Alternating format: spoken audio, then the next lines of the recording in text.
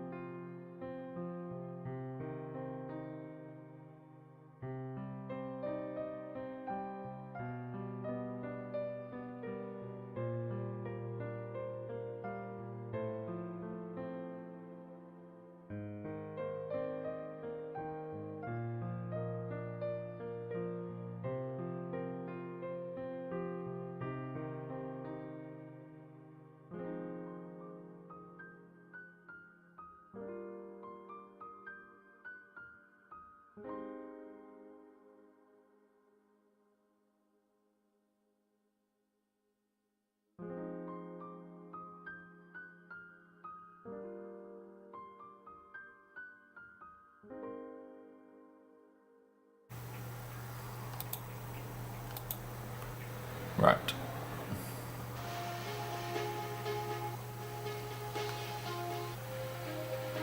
Nice one, bud. Nice one. Good morning, everybody. Just to let you know, I am now aware of an issue with YouTube where the text comes through as the word raw input. You rebel scum. But yeah, good morning. Good morning. Right, I wonder which of the huts that is, because I know all three of you can log in.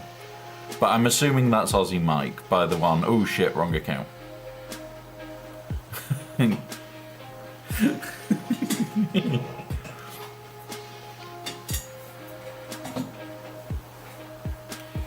Oh. Right, grab that. I'm gonna start sorting out this because I had another code sent to me last night from a certain person that I thought really didn't particularly like me. And they turned around and said, do you want a code for your alt to have the, what's it? The EA app. So my alt now has the EA app as well, which is brilliant.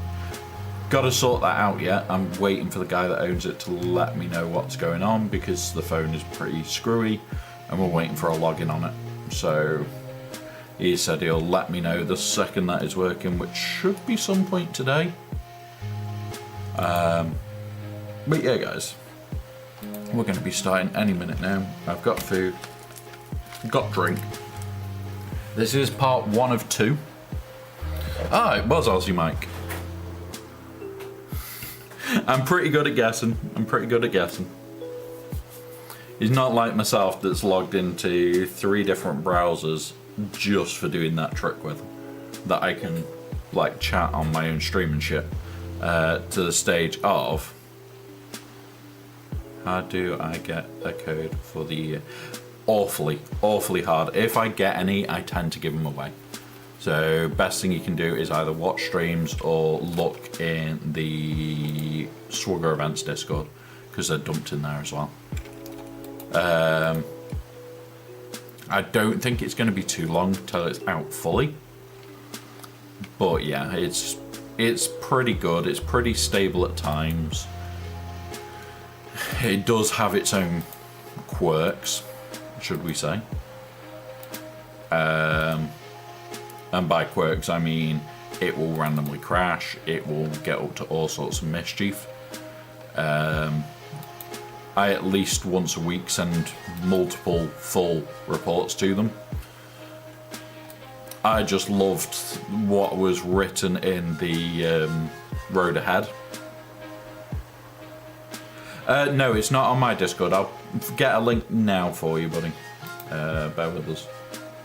Because I need to find the Swagger Event server in my server lists. Because I only have the data mines open to me half the time. Oh, there's been another data mine since I was last on.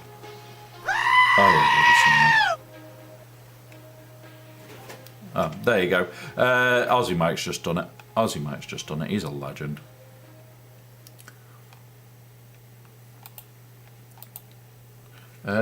Can you hear Cybix, guys? I don't think you can be right now, but what we're going to do is we're going to hit a magic button. There's the magic button, guys.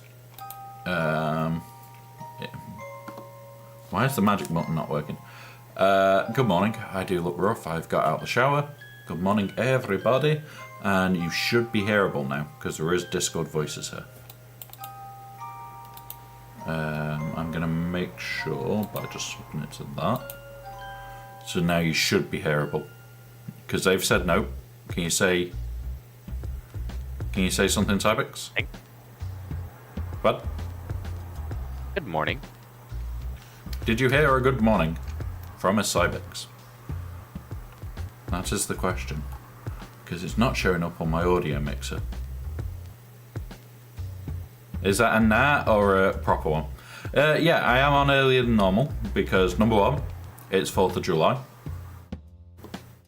Number 2, it's 4th of July, which means it's voting day in the UK, which means I can't be asked didn't hear anything. Right, hang on. What the fuck is going on with my Discord voices, guys? Because it's just not picking up the last couple of days. I updated by mistake my Discord. And that's likely the reason. Have you broken something already, Womp? Yeah, I always break something Discord. I always break something on Discord, Rebel. Always do. And for a moment, because I'm about to have a busy day.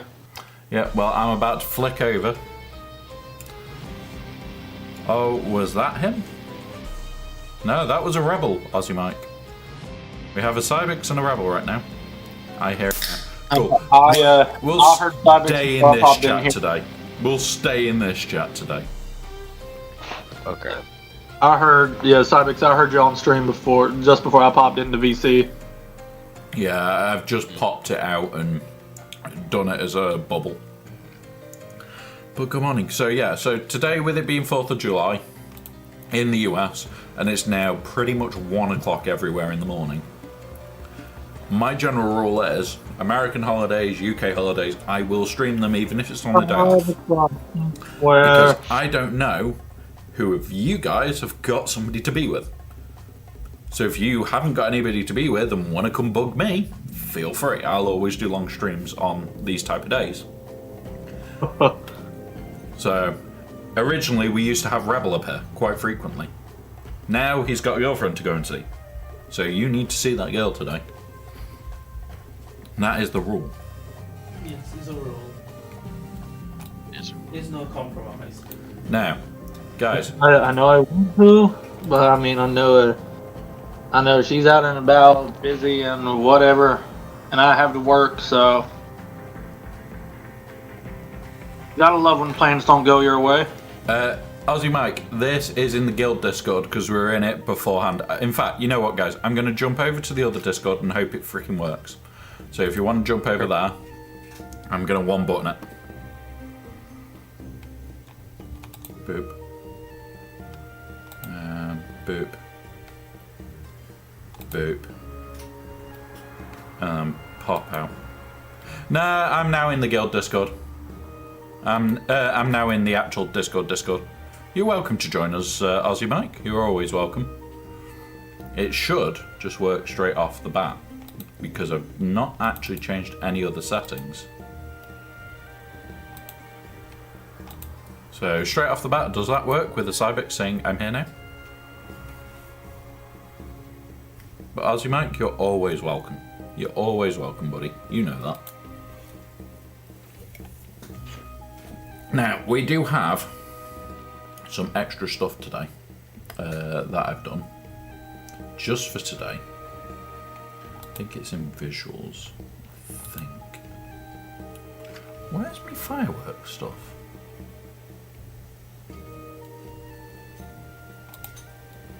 Here we go. I'll show you the tester for it. We are going to probably have it happen I hope we get it to happen a few times in stream. So fireworks can go off on stream, guys. Cool. See? Lovely fireworks. Lovely, Now lovely it's fireworks. time for me to head out, so. Well, enjoy, Rebel. Don't cause too much, what's it? Havoc. Yeah. And if you notice, when, so drafts, it's because it's pulling random data from the last person that's done what triggers it. Time to do some sketchy shit. It's 50 bits to trigger fireworks. Get away with it. And it'll say to you, do-da-dee. thank you for the happy birthday on the account. Oh, I mean 4th of July. Oh, also, Womp, how come the channel rewards for Dreamies and Night Check is broken? Because he's been very, very naughty recently. Because he's been ill. Got room for 2. Yeah, jump in, Aussie mate. There's always room for you. But now I must vamoose and suffer through another day. Well, enjoy, buddy. We've even got Flame Archer in here. Good morning, buddy. It's actually 7 o'clock at night, but that's alright. Well, it's 10 a.m. here. It's 2 a.m. for me. And this is the joke. Our guild is that global. We have Aussies in the guild, and we have Americans in the guild, and we have British in the guild. It's why we had to find which of the Aussies wanted to be an officer. Is Fish an officer?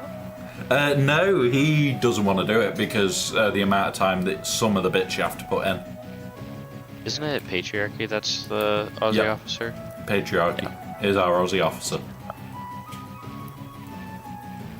So we turn around to him and we say, yeah, you're always welcome to be our Aussie officer. And his main job is during TB or TW, if it's in a time where he knows all of the officers are asleep, to just change orders. Follow a plan that whoever's mainly in charge leaves for at night. And that is it. That is his job. So there's always at least one officer awake. Yeah. Which works for us because we're a 24-hour guild. It's fun. We're quite a little brutal guild now as well, which is even more hilarious. Yeah. Because that TW, we scouted their entire guild. That should have been rough. It should have been a lot more rough than it is. Do you want to all see what happened? I can't show you our defenses, but I can show you what happened. It was pretty fun. Oh, it was funny. I didn't get to attack more than once because I got a message, can you drop a Lord Vader? Right, give me 2 secs. And I went in and I massacred it with bow. But there you go. I got a few attacks in, but that was it. And this is a guild that is 100 and something mil bigger than us with full sign up because we had both sides fully sign up. And it's like, holy mother of God. This was a fun fight. It was a fun fight. I loved it. Are you not wanting to load? Oh. Oh, we have a Sandflies raid. Good morning, Sandflies. Good morning. We've not even started our GAC yet. And good morning to the Sandflies. Good morning, Cracking Fingers. This is our 4th of July stream, so we started early because I've got a medical appointment partway through. And we're going to be going on till probably about 8 to 10 o'clock my time when I get back. So it's going to be a long one, guys. It's going to be a long one. So we've got quite a lot to do. We've got GAC to do, which I haven't even fully looked at yet. Gavster, here from Aldi's Island. Good morning, Gavster. How's your GAC gone, Aldi? Has it gone well, badly? More importantly, how was Twitch gone?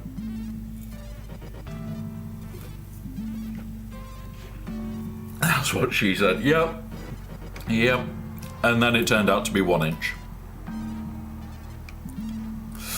So, something that we are doing today, which means why I've got so much kit that I'm suddenly not putting on.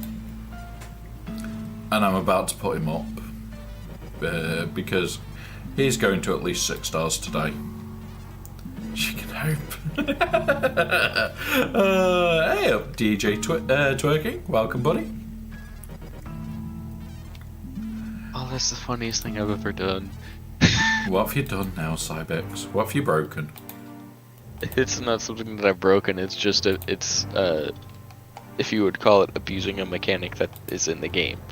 So, if you look at the Discord stream I have going, Yep. this is my squad arena team. Oh, for instantly losing. Yep. You can put IG-11 and who's the other one? He's got Mothma, he's got C-3PO, he's got Wat Tambor, it's IG-11, and who's the other one that you put in there? And it just instantly fails. It's a IG-12 and Grogu, I think is the IG one. I just don't know if there's a 5th member that just disappears. There is. Hermit Yoda. That's the badger. Right. Yeah. that's so I'll put those two in when. No, when it I don't refreshes. have Jedi Knight Revan. I haven't focused on it. Remember, this account is a year old today. It has had money spent on it. It does get the every single pack. We could start work finishing these. Good morning, fish. Good morning, fish. Indeed. But yeah, it's 2 a.m. here. Yes. Nice one, Edrin. So you're west. Yeah, west coast side. Because east coast is 5 a.m. like 5 a.m. Something like that. Yep. So I am going to TwitchCon next year, Aldi, because I do enjoy shit like that, because I enjoy Comic Cons. The only reason I didn't go this year, the only hotel I could have booked was substantially far away from the venue. Because a lot of the larger rooms are the disabled rooms. And of course, every Twitch streamer has booked the larger rooms. Yay! Somebody in a wheelchair can't go. And not get there easily. So, yeah, one of those. Going next year. Yeah, we can plan it in advance. Yep.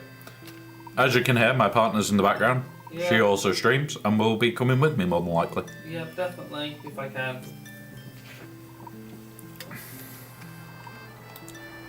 But yeah, so we can't spend this because we're going for Night Trooper today. So second part of the stream today, we're going to push Night Trooper, try and get him to 6 stars. Right, that release is at 11. Yep. So we're going to try and get into the star limit. It's in 8 hours time. Now the scan on my stream's a little zoomed in to one side. Oh, right, hang on. This is because I've been adjusting stuff and trying to get this on maximum settings. There we go. We've been trying to get maximum settings on him on this, just because when they updated all these, some of them looked a bit derpy on lower settings. Now they don't look anywhere near as bad. Looks So, better, yeah. actually. So, every month I put on $100 of crystals twice a month. One of those $100 of crystals is going on today. So, I'm going to hope to all hell that when I put that on, I can get quite a bit more. If we only get to 5-star, I'll consider putting on a little bit more.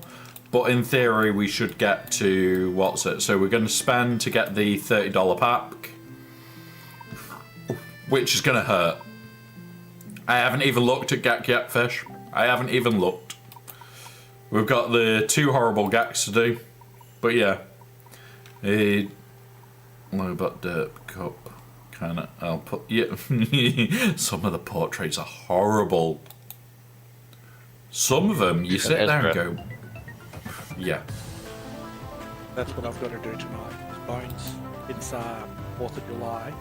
Yeah. Doing stuff tomorrow, so I have to actually do my own GAC. Oh, poor you. Having to do your own GOC. I know that we've had Matthias ask if I want to do his account. I have gone through it, and I am very tempted, because it will give us more, like, different ways of doing things. Because his account isn't the same as everybody else's as well, so it's like, sod it, let's attempt it at least. So I've got to sort out with him to do complete remote access, so that he doesn't compromise his account. Because that's how I prefer to do things with anybody I do anything for, is remote access. Right, I need Swugger for life, so that I can start off by building up my my attack choices and see what we do. Because we've got quite a bit here, and it'll be nice to actually see what we can do. I'm facing... Dark Side Geos hard though, yeah. Dark Side Geos can be a pain. I'm facing a 1 point in Chromium, forgot how she... Yeah. Wait until you get some other bullshit that it's like, no. So we've got General Anakin Skywalker, we've got a Bosk team, which is a shit boss team. And we've got a... Oh, what's it? What the hell is this team? He's got CLS in it.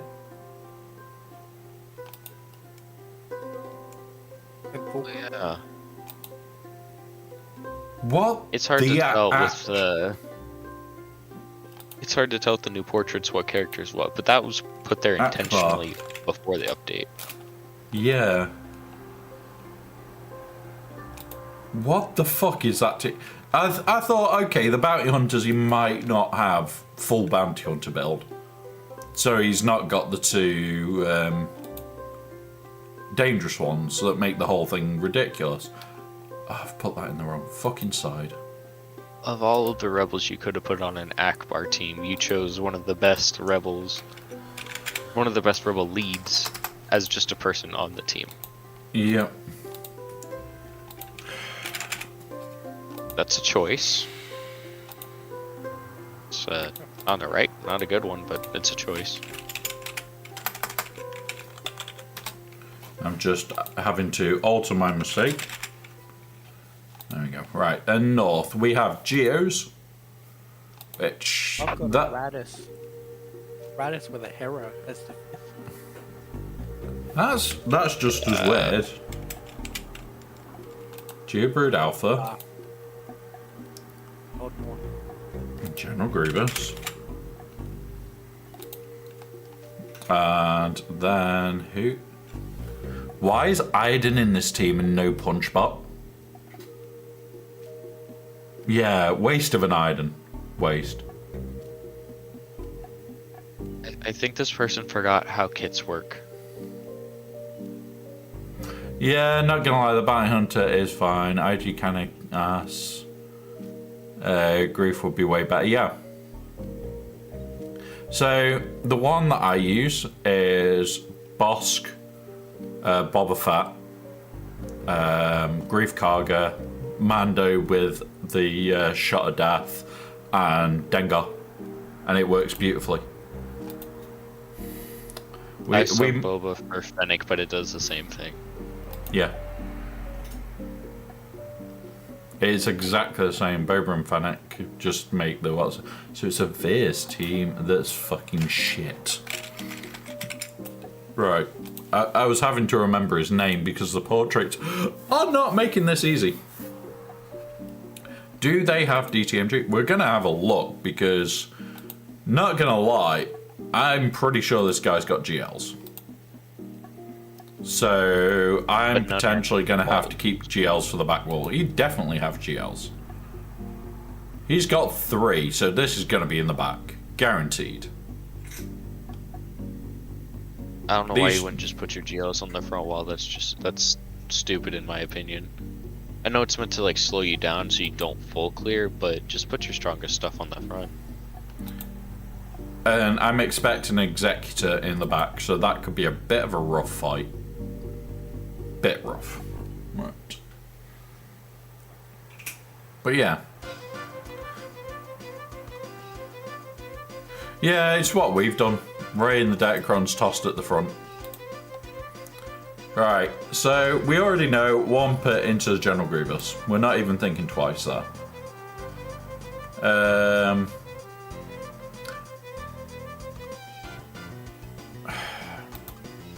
The gas team. What did we use last time on Gast? I can't remember. I think it was actually. I don't particularly want to waste it, but it's the safest option. This team, I'm actually thinking Solo Sidious for the Akbar team, because that is a bag of dog shit. The only one that's dangerous is CLS. And it's like, he's probably going to pop due to 5 what's-its, so why the fuck not?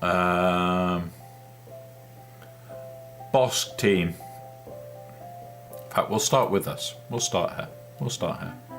I'm running bars. My griefing isn't modded up. Yeah. It's one of those, there's loads of different ways. But yeah. And stuns. And buff immunity. He doesn't get buffs from this. Well, CLS has TM removal, and that's what Fish was saying in chat. That's all I was. Well, he counters attacks. He gets max health, max protection, and defense. 100 speed, immune to daze and stun. Removes debuffs on himself at the start of his turns. Yeah, so the debuffs don't really matter. Yeah. It's just getting through his bullshit of health recovery when he doesn't have call to action. Yeah. Well, once he gets 5 debuffs on him, he's dead. That's true. So, and it's very easy to stack dots on him. But they all have tenacity up, which is, well, it's gone now.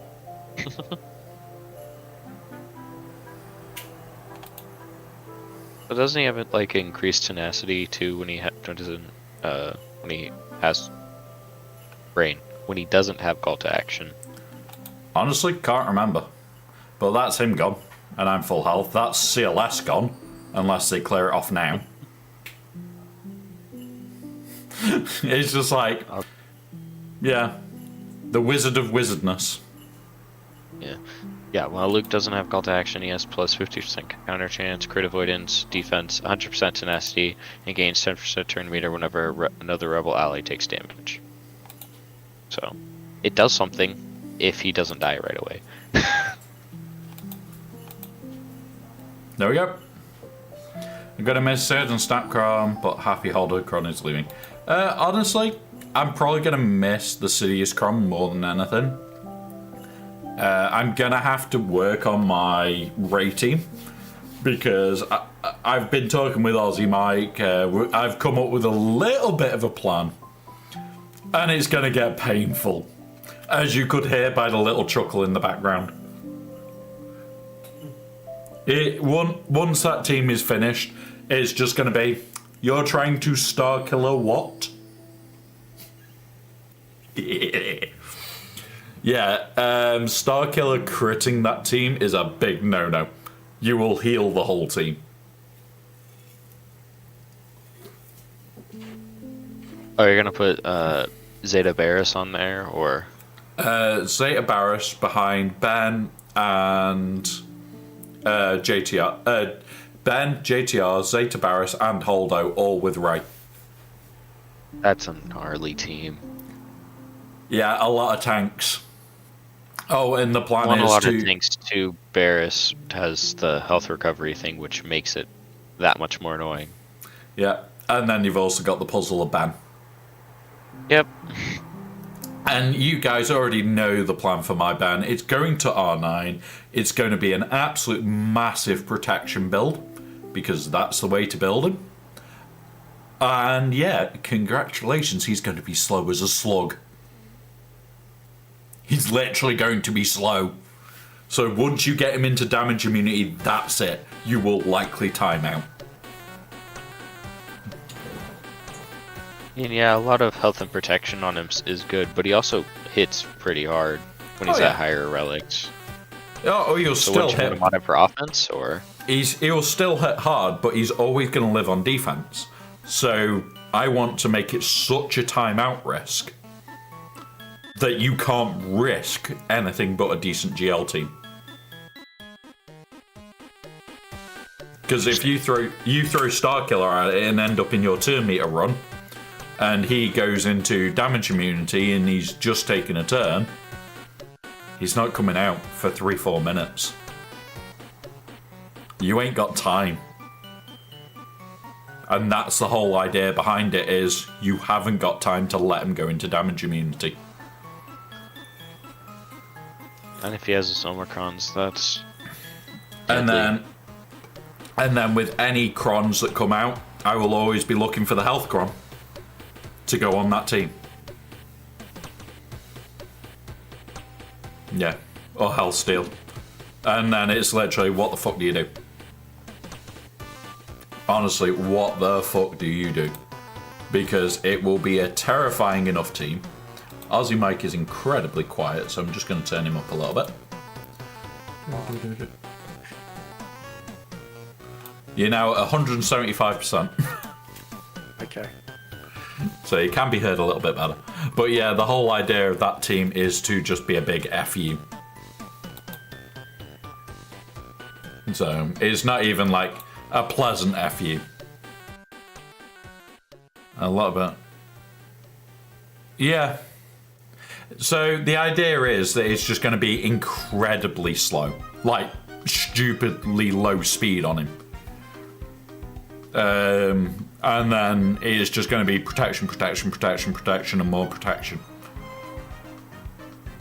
So you will be able to get around it, but you're going to have to switch to doing basics to get out the turn meter loop.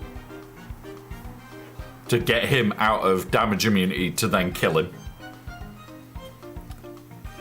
But for the next round, because he probably, well, he won't have the Zeta or the Omni in time, he won't be in my rating. Because there's no point right now. Once he gets the Zeta and the Omni, and that means that he comes back, it's over.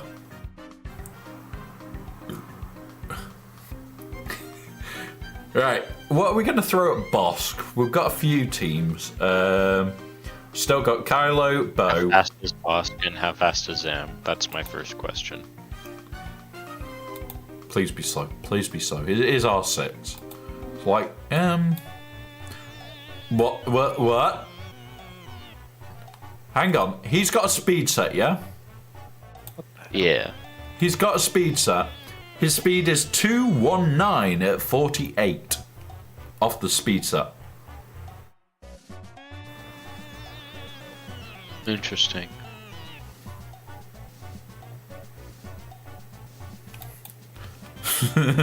It's not a bug. I'm guessing. Okay, there's 10 speed. There's 6 speed. There's no speed. There's no speed. There's no speed. And there's 50. So Yeah, what I'm he's getting no- from this is just piss poor modding. Yeah, there's no speed on Bosk, and he's probably the only tank you want, like, ridiculously There's only fast. one decent mod out of all of those. One. And it's the cross. I'd say there was 2, because where was the other one? The cross is good for 15 speed. And that's not too bad at 10 speed, because it's got protection and tenacity at 10 speed. But it's still, I wouldn't have taken that fucking gold. No, I wouldn't be there. Because that means there's only 9 speed before 6 dot. Yeah, exactly. No, that is a waste. Definitely. Like a bad mod bug. Yeah. Yep, that is bad. Yeah. Right, let's see what Zam's speed is, because this could be comical.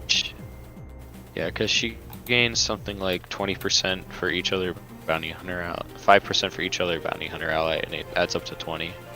So, ouch, slower So- than molasses. So 200, call it 200 to make the maths really simple. 5% at 200 speed, as long as I'm over like 210, I'm going to be safe. 210, I'll be safe. 192 plus, what was it? Yeah, 230 based on the accurate math with it, and then 20% of 230, 40. So everybody's gaining 46 speed.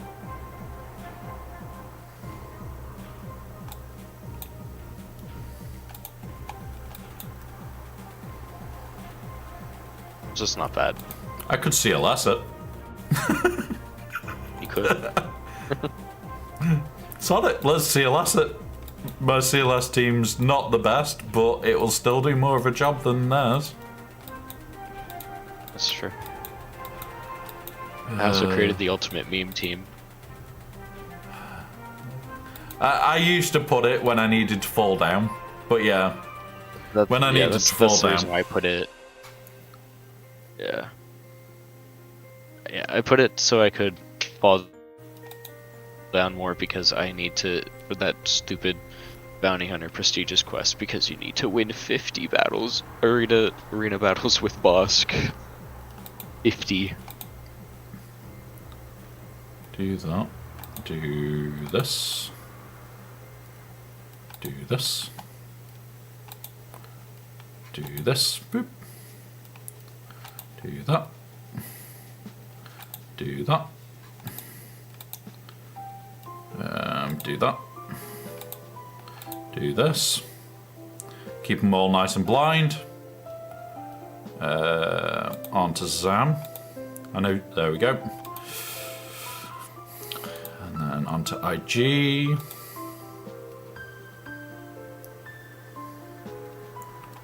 Over here, do that. Bye bye turn meter, back to you, kill you. Stun? Nope. My CLS chose violence, guys. I asked for a stun, he killed. Honestly, a fast as shit Bosk is fine. A fast as shit box is absolutely fine. Because it just causes issues for people because he gets background to taunt all the freaking time. Best form of stun. What, accidental murder? Accidental murder. Now, we said Star Killer this, didn't we, to be on the safe side? Is it an Yeah. accident though? Was it really? Not really. We like causing accidental death.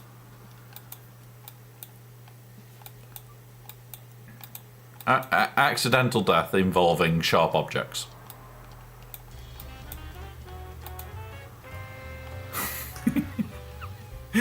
We're committing war crimes, guys. We're committing war crimes. We could have taken them prisoner. We decided to accidentally kill them. Yeah, you. We're now Don't added to mention the war. Yes, accidentally. I thought you mean kill, not stun. It's about right, to be honest. Yeah. Right, I've got what? So I can't use this in the team, but we've got this. And this just goes beautifully with Starkiller. Loads of accidental armor pen. Let's accidentally give them cuddles. On the insides. Right, you... Bloody hell, that did toss all. Right, now that you're stunned, you can bugger off. Come on, bugger off. Do that.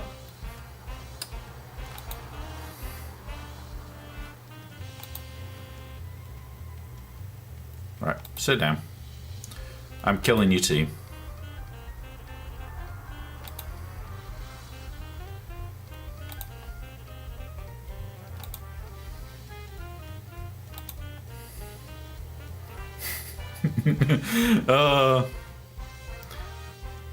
What are you going to squeeze? His lungs till they drop out? Maybe.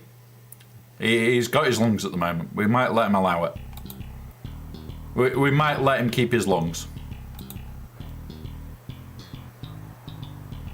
There we go. We lost a tiny bit of health. Right, let's see what's in his back wall. Hopefully we don't see a ray.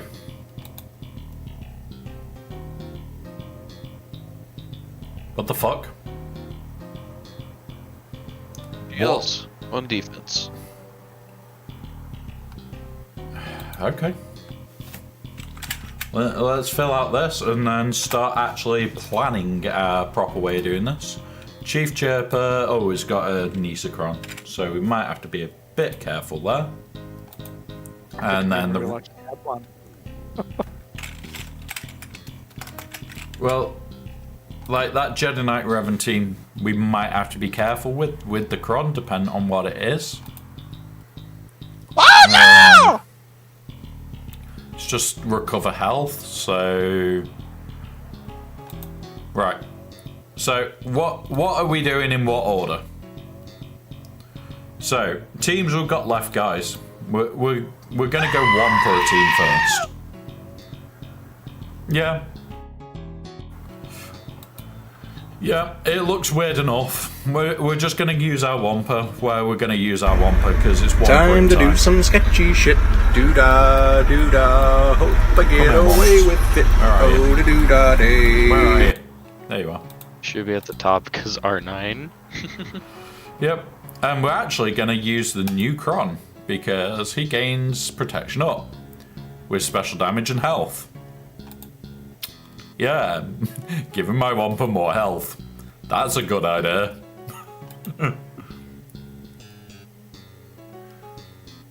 More stats on Wampa's always nice.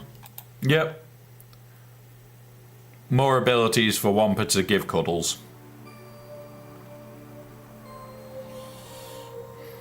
You know what I was really hoping for in this set? And it's going to sound stupid. Having tenacity as a bonus one. Could you imagine like Wampa with more? Yeah, one of the stats being tenacity. We've never had it yet. Yeah, as far as they I know how remember. broken it would be. Oh, But there it was. One of the first lot had it. One of Was the it? first Or few maybe ones the had it, but first then they wave? stopped doing it. Yeah. They realised how it's really overpowered. Yeah, but could you imagine just how hilarious Wampa would be with even more tenacity? Yeah. It would just be, and it's time for you to get clobbered. I think tenacity was one, and then they did the dodge the next one, Yeah. Yep, and then it, yeah, very brutal. they realised stats should not be on Datacrons. Yep. Yeah, I having agree a Lord that. Vader team with 102% dodge chance. I remember that, and you're having to dodgily build stuff like your Star Killer so that everybody had at least one attack that couldn't be dodged. And it was like, what the hell do we do? Because there isn't really an answer to this bullshit.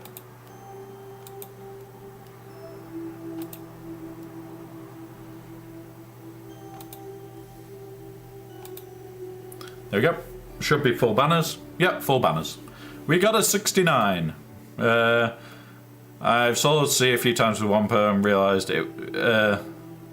honestly, it's not a bad idea. Just clear out its sides first. Tenacity bonus came with Hellsteel. Yeah, you would make an invincible Ray though. The main got easier. Yeah, some of these are getting weird fights now. Honestly, you sit there, train wins. And then somebody's playing GTA and somebody's just discovered the train does not stop.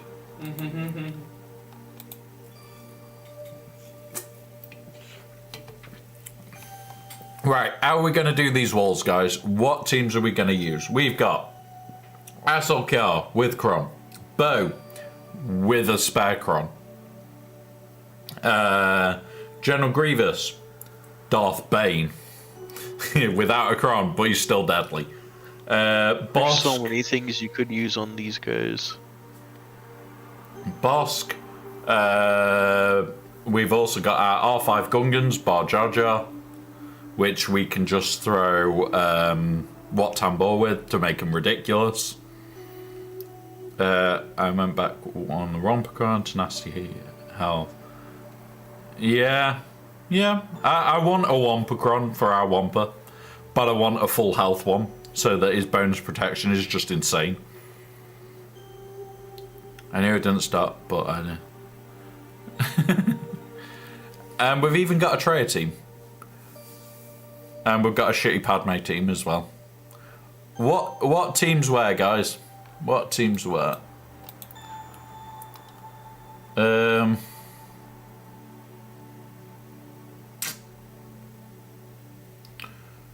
Because we've got geos, which could be a problem.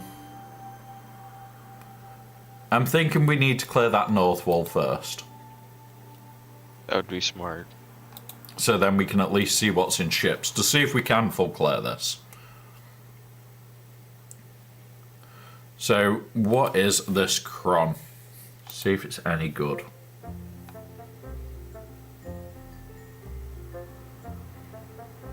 Okay.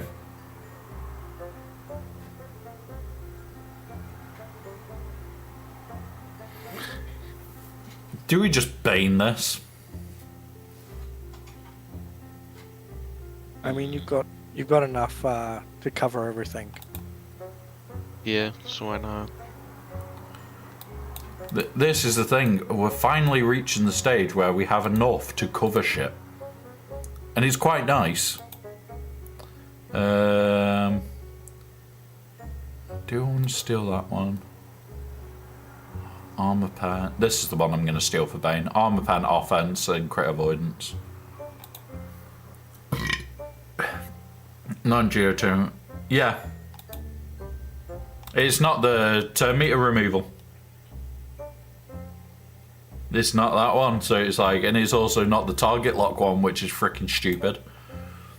That one just gets a pain if you're planning on killing by counter attack. Alright, come on, Bane. Suck. Stun. Swipe. Slap. Slap. There we go. Bane did his job. We dropped a banner. We dropped a banner. I'm gonna say, look at Geo's be a counter for Bane. If that had been a case, I might have swore a bit. I might have swore a lot.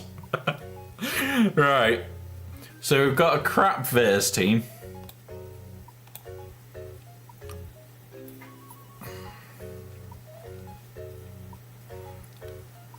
Now they're going to take lots of turns anyway, aren't they? Because of these fucking three. Because there's your turn meter train.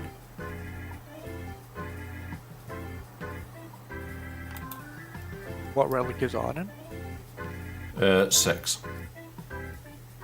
Let's just Yeah, still I'll- go bit at him. Yeah. But that is a well and truly wasted item. Maybe I'm either thinking, maybe but odds. good point. Let's check the modding. But it was like, yeah, What? shocking. Yeah, slow Iden. We need to start checking this guy's mods because Mission failed. We'll get him next time. yeah. I always get out mods in my opponents on key characters to see Okay. if they actually know what they're doing. Piet is still slow, but 269 speed, that's pretty good, but you want to be way into the 300s.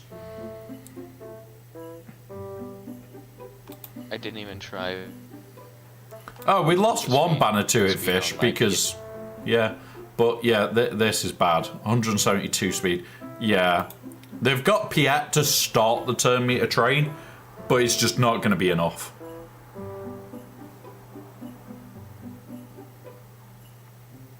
It's not going to be enough. You know what I'm going to do, guys. I'm going to throw an FU team at them. You and you. I thought you were gonna use bow. I'm saving bow for Revan, I think. Because I have a fear of Revans. Because they usually fuck me up. Fairly easy to Poke. counter them, honestly. And slap, because I may as well. And now we'll go back to you. Now we'll go to you. We'll slap you out of existence. We'll stun you.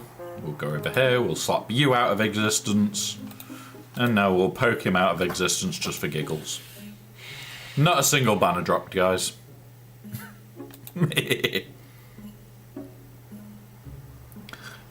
Damn if.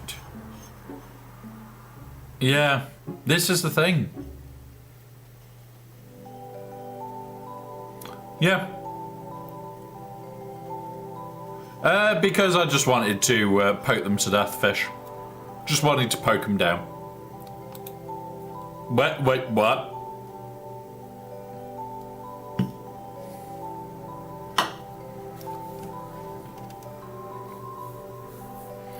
Is our opponent a moron? Is our opponent a fucking moron? I don't think he's a moron. It's just when they were handing out brain cells, he missed out. What, he was the back of the queue or he forgot to join? Just missed out.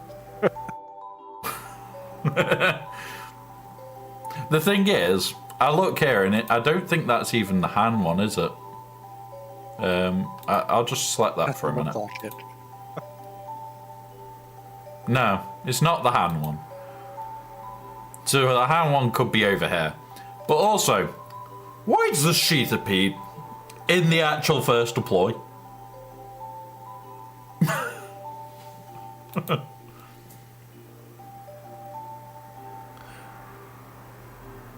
That's gonna get trashed. That's gonna be a pretty rough team. But then here it's like, okay, he may not have the what's it? But I'm pretty sure, yeah, this is the one you want in frickin' reserve. Because it gives you turn meter. So he's put 2 ships you want in reserve on the field.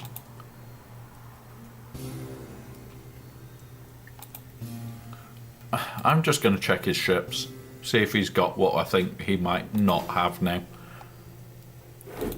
Because honestly, this to me is quite a shocking fleet.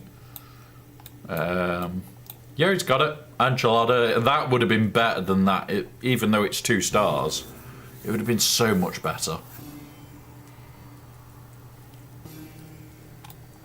When you realize your mic has been muted for the past 10 minutes. Cybex, have you been talking to yourself again? So, oh.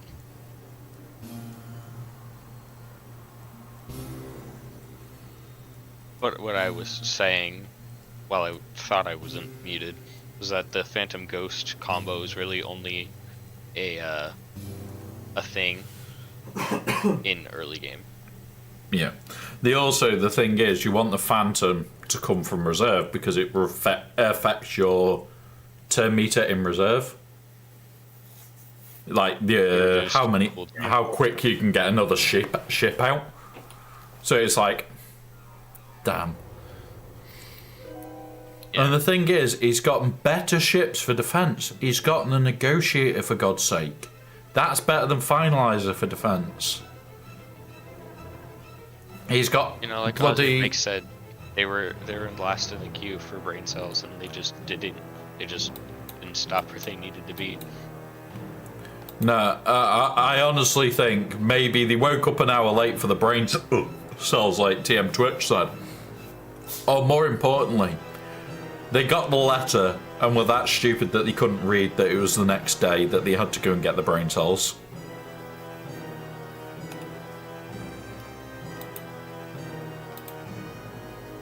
This community is great. Yeah.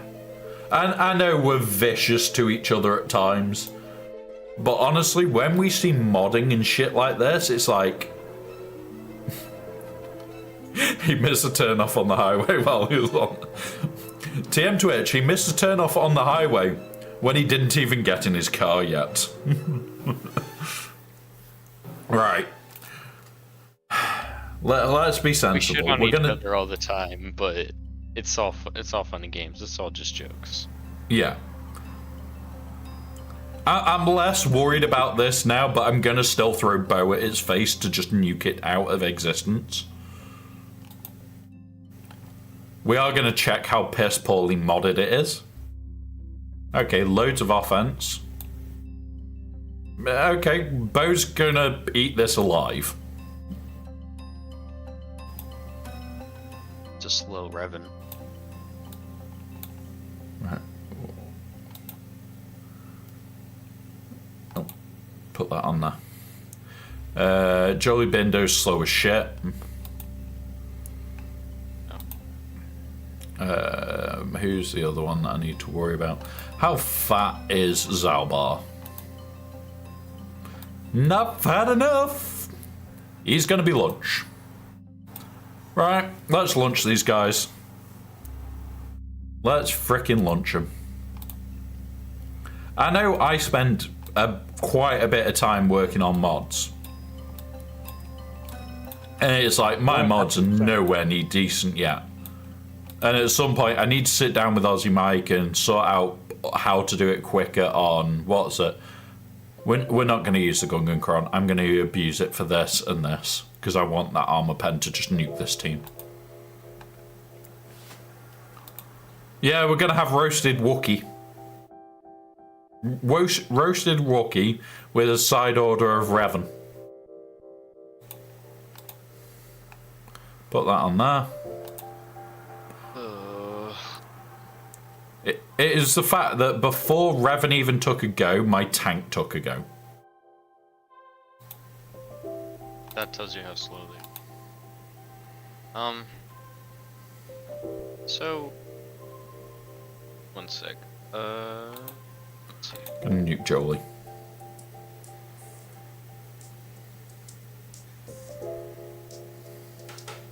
My opponent has 7 GLs and threw 4 of them on defense. See, at least you've got somebody that might have an idea of what the fuck they're doing. They have I'm pretty sure characters over 300 speed. Fair enough. Right, I'm gonna target Jolie. I think. Because you can't come back from this.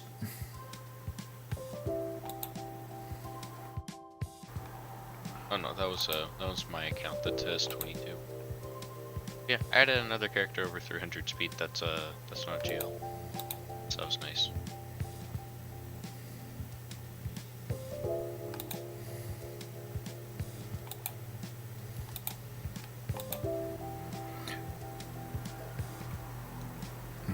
To him. You've just got to love how vicious my bow is. It's like, I've not even finished partly modding her yet. And she just rips teams to pieces for fun. Yeah, we're going to have some deep fried Ewok as well with it. We'll have some Wookiee. We'll have some deep fried Ewok.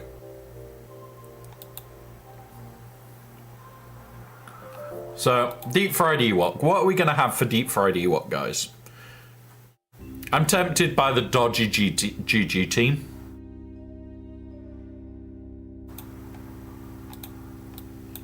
Because, you know, dodgy GG. Not you. You. And you.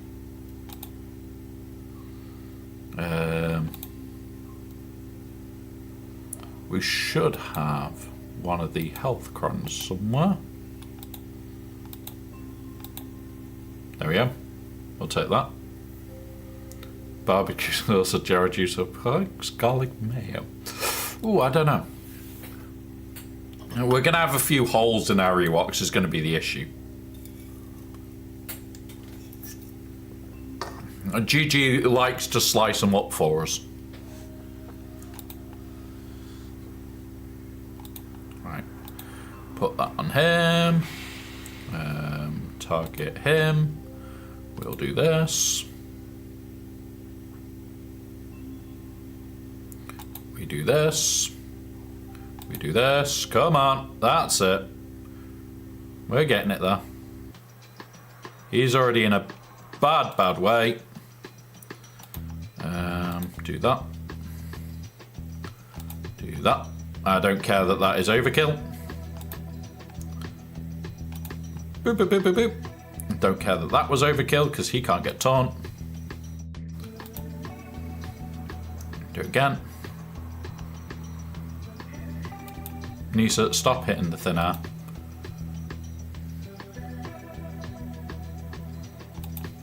Come on. Rocks.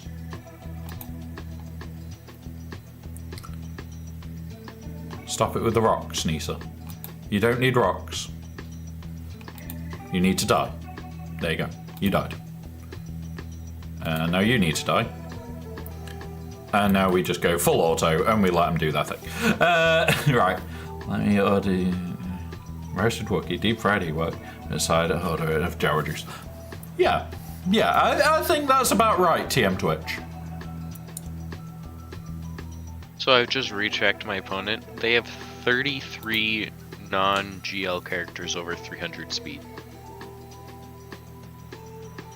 And their fastest is Echo at 361.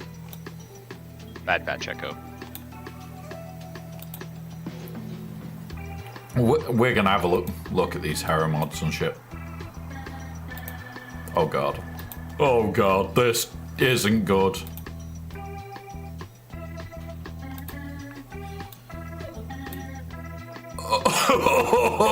We're waiting for this. We're waiting for this. We're waiting for this. We are waiting for our ads, guys. This is going to be hilarious. 500 credits. Yeah, that's a cheap meal. 500 credits. I'll have that. I miss the suggestion pick up dinner on the way home tonight. I might get her to get hoist and duck. Ooh, duck. Welcome back, everybody. That's his Rex speed. That's his Captain Rex speed. On his Hera. 220. And he's got no Kanan, no Chopper. Say bye-bye to your team. Horribly. This is just delivery of doom.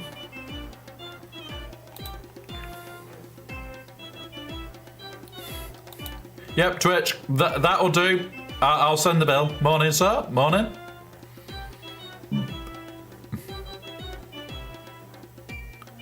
Ooh, we'll do credit heist in a minute. We'll do our usual bit of gambling. Holy hell. Okay. 4 million. Okay. Retreat. Retreat from that one. We need to throw a proper team at this. We need to throw a proper team. Slow Rex does not equal bad Rex. No. We don't know if they've fixed this yet. We don't know if they've fixed this yet. They have not. This is going to be stupidly deadly then. Or it should be anyway.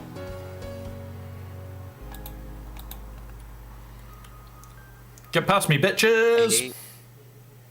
I hate that it's 2 attempts for credit heist, and it's like, oh, there's a chance to get 10 million for each attempt. It's just near impossible to get. We've hit it before.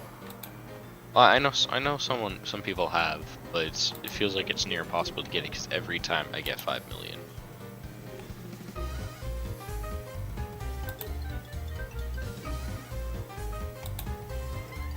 Which is fine.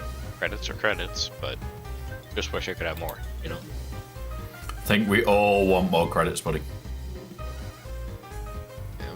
I'm sitting on 25 million in it. That's not enough.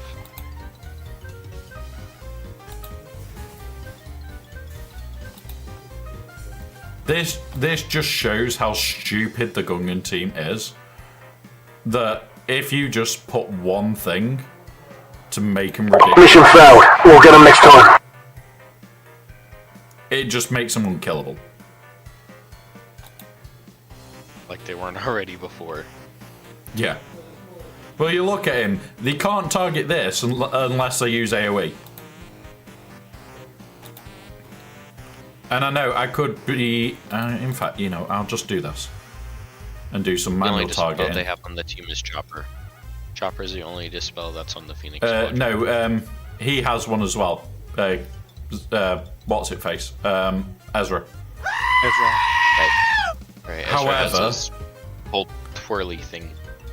However, you need 2 to deal with the tank tech. Because it comes back. Yeah, Tom it's on a doesn't tank. do anything. Yeah. Oh, come on. I need to just start killing these guys. This is the problem with this team. It can take forever to get going. If we can drop Hera, we'll be fine. Which we've got a good chance of dropping Hera, to be honest. if we keep up with it. There we go. And she can't heal right now, so she should die next turn. Because Boss Nash should do his thing. And there we go, that's Heragon. Now we focus on Sabine, because she's the next most dangerous in the team. Oh, trust me, I'm permanently on the edge of credit poor. I can't wait for that event to come back for Jewel of Fates, because that gave me 20 million credits. I want my 20 million credits back, because I can still spend that many credits in a day, because it's called modding. Alright, that's gone. Do some modding stuff earlier today, but then completely forgot about it because it's fireworks booth and other things that happened. Because I had to work a fireworks booth yesterday morning. Wait, Cybex, what did you just say? I had to work a fireworks booth yesterday morning. Oh. You set off fireworks on stream. We have this set up, guys. Literally 50 bits triggers it, and it sets off fireworks. And the system even says thank you to you. I didn't share 50 bits. No, I just triggered it for giggles. It'll keep saying random names that have dropped bits over the time.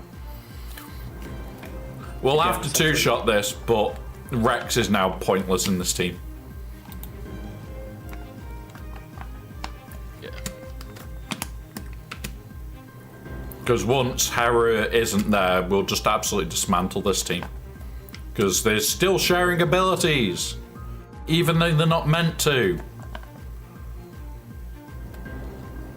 They share their abilities because the leadership persists until the end of battle, even though Hera's not alive. Yeah. Even though they've admitted that it's not meant to. Yep. And that's been a bug that's been in the game since, well, whenever they released Phoenix. And guess what? Yep. They don't care. Nope. It'll never get fixed. Which honestly, it's whatever at this point. They literally were released what, 2019, 2018. Something like that. A while back indeed. Back when I started is when they were newer. So yeah, I was around 20.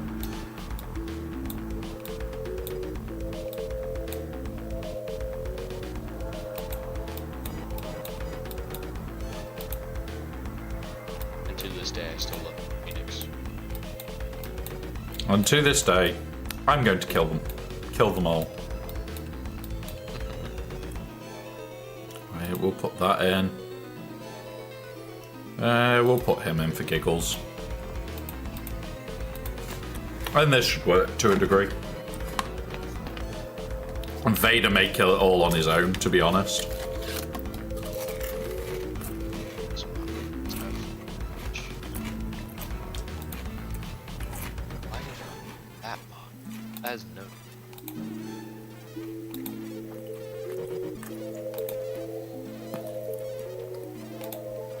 Right. Vader kill. Vader kill. Vader kill. There we go. We won. Finish him! Not bad timing. Good, Not bad Bennett. timing. Yes, chain everybody. Everybody's dead, Dave. However, that is perfectly fitting because everybody is dead. Everybody is dead. And just for that, I'm going to try and clip it. Clip. That one. Don't know how well that'll done, but... Yep, everybody's dead, Dave Gabster. Everybody's dead.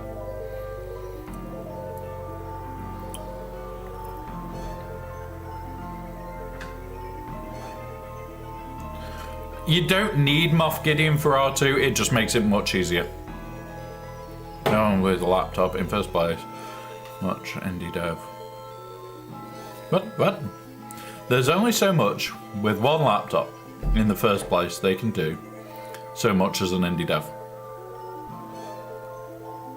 I didn't know this was indie dev. I thought they were just idiots with a laptop. Right, let's deal with this bullshit. So, we'll deal with Rebels first, because I always have more issues with Rebels than anything else.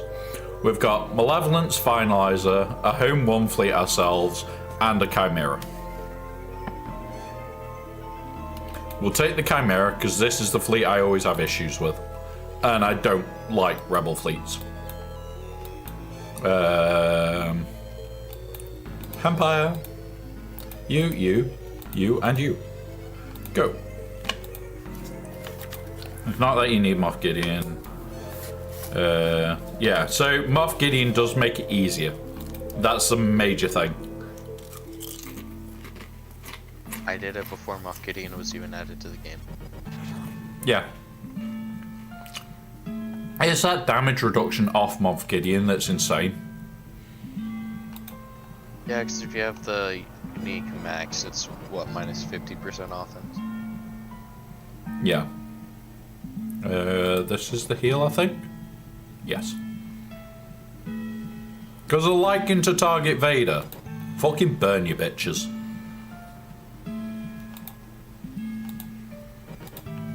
So they killed your damage dealer.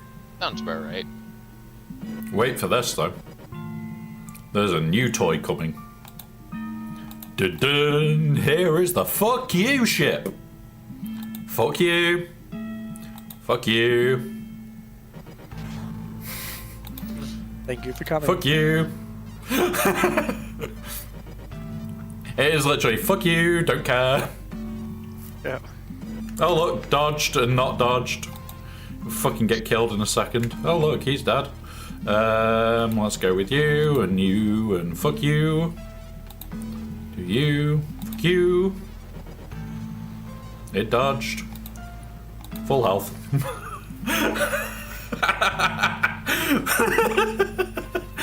It is just a fuck you fleet. Right. Now time to actually play a bit more seriously. I love when mods actually go your way, because I just got a mod that is 3 rolls with 16 speed. Nice. Oh, no, not that. I'm doing Malevolence, aren't I? Is it you? Six, 6 mod or just 5 still? It's still a 5 mod, Nice. Very good. so it'll be 17 with 3 rolls when I take it up. Nice mod then. Definitely. As long as I kill the silencer, I can clean up. And the joke is, I actually want them to kill the vulture. Because it gives me time. Bye, silencer, you're fucked.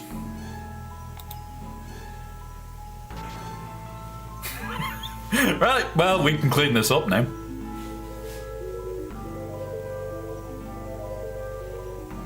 And this is the joke with teams like this. It is literally just, yeah, just make it so you can clean up. If you get any further, even better. But once you've made it so you can just clean up, it's just, yeah, it's over.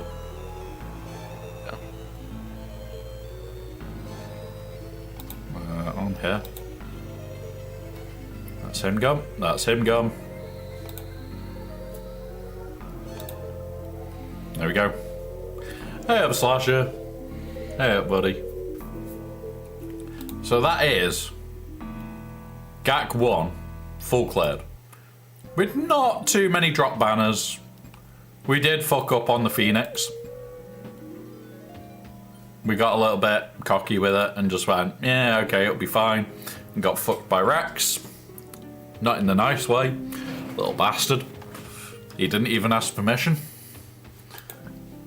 But yeah. Hero to be okay. However, this is the walls he's got to punch through.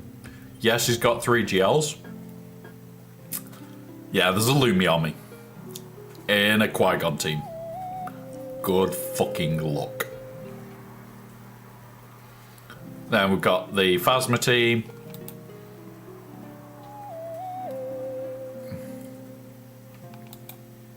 I don't know, but I want to get it today, Slasher.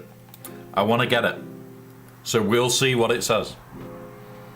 And if it's any good, we'll find a way of using it. The Lumi Army is scarily good. Scarily good. And then we've got Do you this mean the nightmare. Datacron or the Omicron?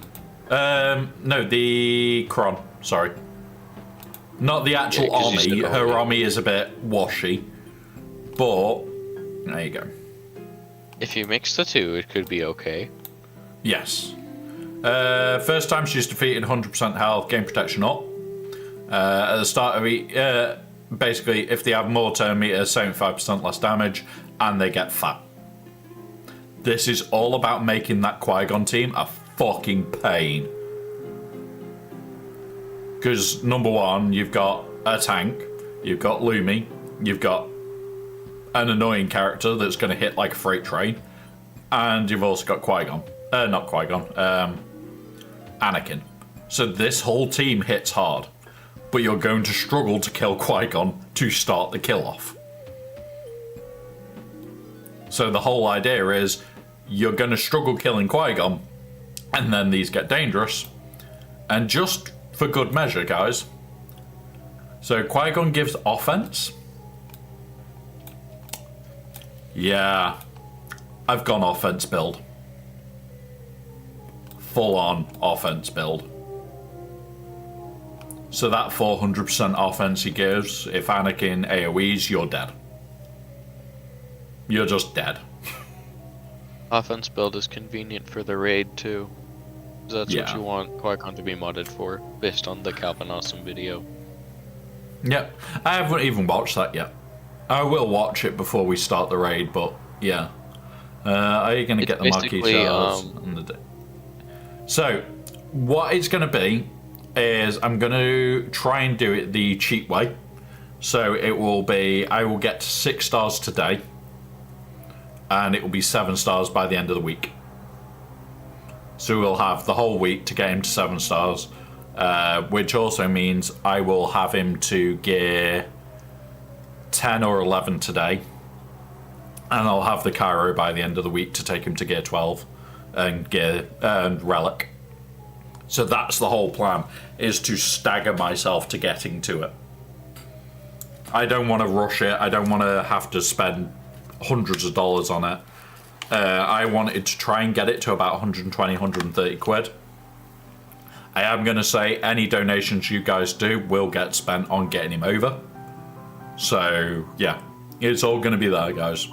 I'm going to be open with it, show the cost to it, everything, so you guys know exactly how much it's costing.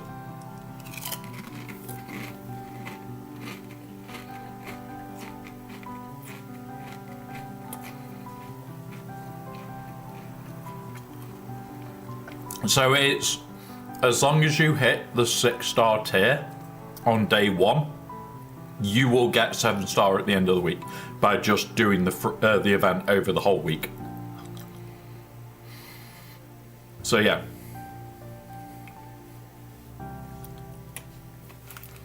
Yeah, Lumi's going to be great. So hopefully I can do it for about 100 quid. I'd like to do it for less. Need to do it for less. But yeah, right. We need predictions because we move a bit of gold round with this one. Credit heist. We're putting it up for 2 minutes, guys. Vote away, vote away, vote away.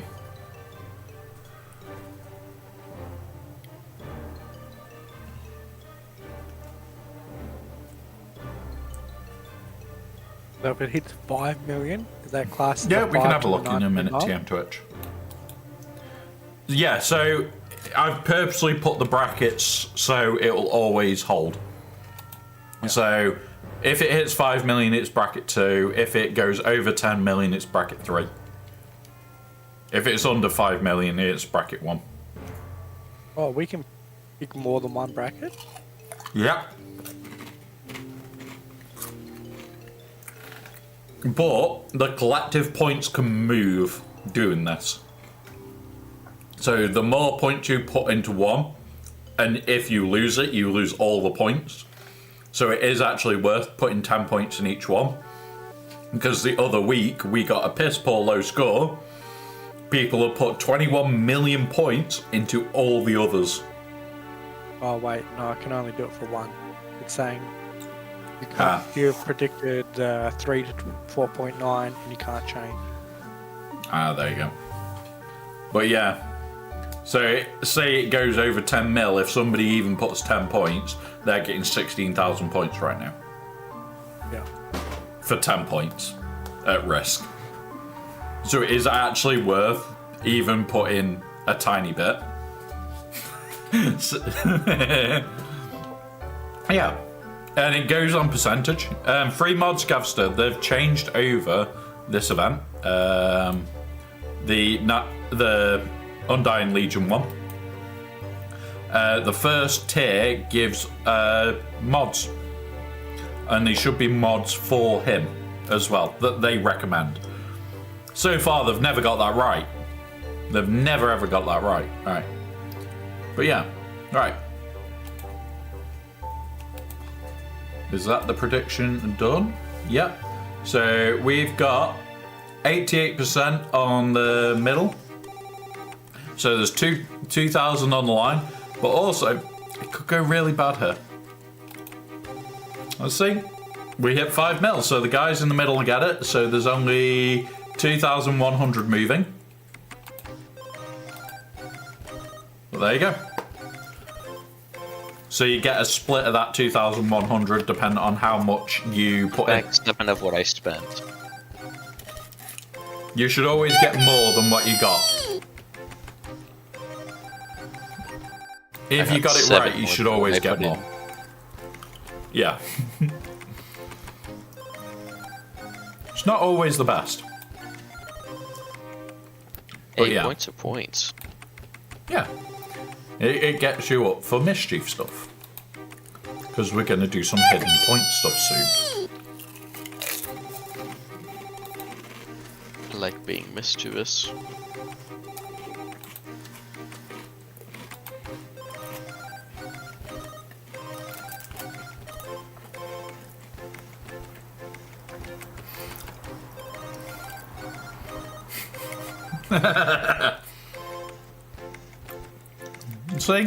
See, fish?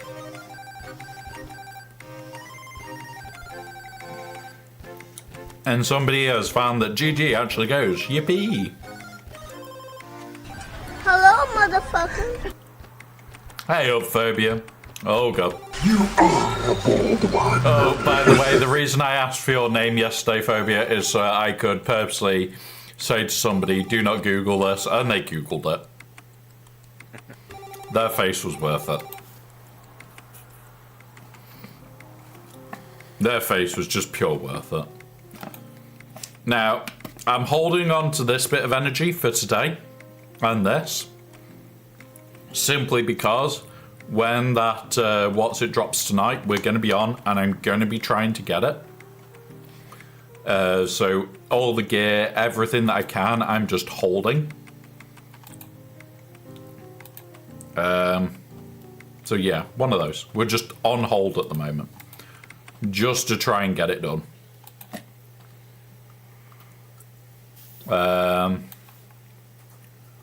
What the hell? Ultimate resource pack.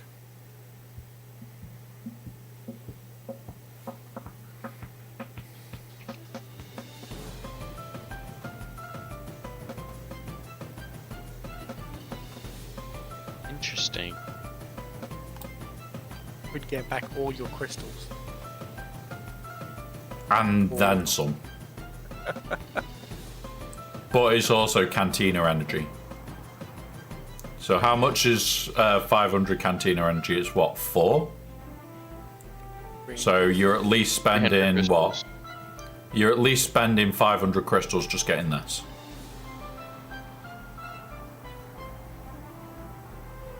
So anything more than that, 500 crystals already spent. 10 10 is what, 160, I think, or is it two something in crystals? I can never remember that bit in crystals. I actually think it's going to be break even on here, even if you did just hit the shit. But yeah, it is a bit of a scam pack.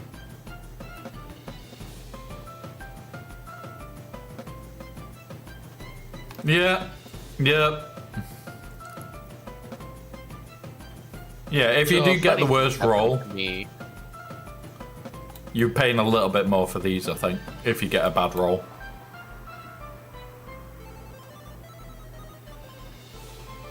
So an interesting funny thing happened to me when I logged in earlier. I logged in on my phone, right? And the PC client daily mystery chest was available to be claimed. Yeah, I would claim it whilst you can. I think that's a bug. I already claimed it. And it was 100 free mod energy, so, you know, and free energy's free energy. Yeah, free energy is definitely worth it. So yeah, honestly, yeah, Gavster, I think it's a bug. I honestly think that's a bug. Or they've realised it's a bit unfair giving guys on PC client access to it. We don't know about iOS yet. I'm on iOS. I have an iPhone, and it was when I logged in on my iPhone that it popped up. Oh, so it's for everybody at the moment. There you go. Hopefully it's not a bug and they're going to keep it like that, because it's a bit unfair on you guys not being able to get it. Yeah, it's a little unfair for minors. Yeah. A flat or B flat? I'm a cruel individual. So I'm trying to get this done before I raid on Saturday. Yeah, it'll start Friday. So we're on Saturday going to be doing raid testing. So I'm going to be doing multiple long streams this week, guys. It's a bug. That bug is only happening for the 4th and 5th and the 18th. What on earth is the 18th of this month then? I think that's when Jar Jar's coming back. Oh wait, no. No, that's next month. 17th is Calcastus. Yeah, there's something happening on the 18th. The Jedi Knight Calcastus thing, I think, it was a legendary character. I don't remember which one though. So the returning Cal, by then a month late. He'll be now a year and a month. Jar Jar's August. Yeah, start of August. I saw that last night and it was like, hello. Hello. I saw that last night. I looked at my phone and just went, what the fuck? We're gonna have, what, Jar Jar out for a month? Oh well, a month after the raid has started. It's like, yeah, and it's probably not gonna be available for like 3 months after that as well. Yeah. So I'm like in total rush mode right now. I still need like 1,000 Kairos. Here you go. We're done. I'd like to raise my Gungans up a bit before it to make it a bit easier. But it's like, the main one I want to do is Phalanx to keep them alive. I've got all this lot. It's just the end shit that I just don't have a lot of. So, yeah, I'm just going to slowly do this, but I'm less concerned. I've got effectively a month to get it done. I will just god mod them. I will just god mod them. These, I just haven't finished modding, and I haven't found a mod that I want to put here yet. Can have a look if I've got any new ones. Boop. There's boop. Yeah, there's no rush. You have any time to find a mod. So we've got 2 mods that it could be. That's a bit meh.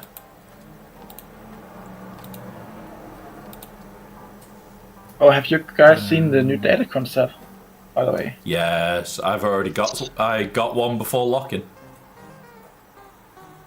Oh. And got it to level 3 before locking. I honestly don't know what to think about the new Datacron set. It's Is interesting. role oriented. It is interesting, yeah. But I like the fact that Wampa and Have a good one, Fish. Osk Have a good one. are characters in it. I think what is dangerously overlooked in that it looks busted. So, we'll have a look at Datacrons now, guys, before we do the other one. If we don't get through all Datacrons and we don't get to the other one before I have to run out to get this scan in my spine, we will be back later today. So, we are doing an extra long stream, as I said. 4th of July, I want to make sure I'm here as much as I can. I couldn't help the appointment. So, this 6th one where it's support, tank, healer, or attacker. That's what I'm interested in. The mechanics are a little bit different because one's health, one's that.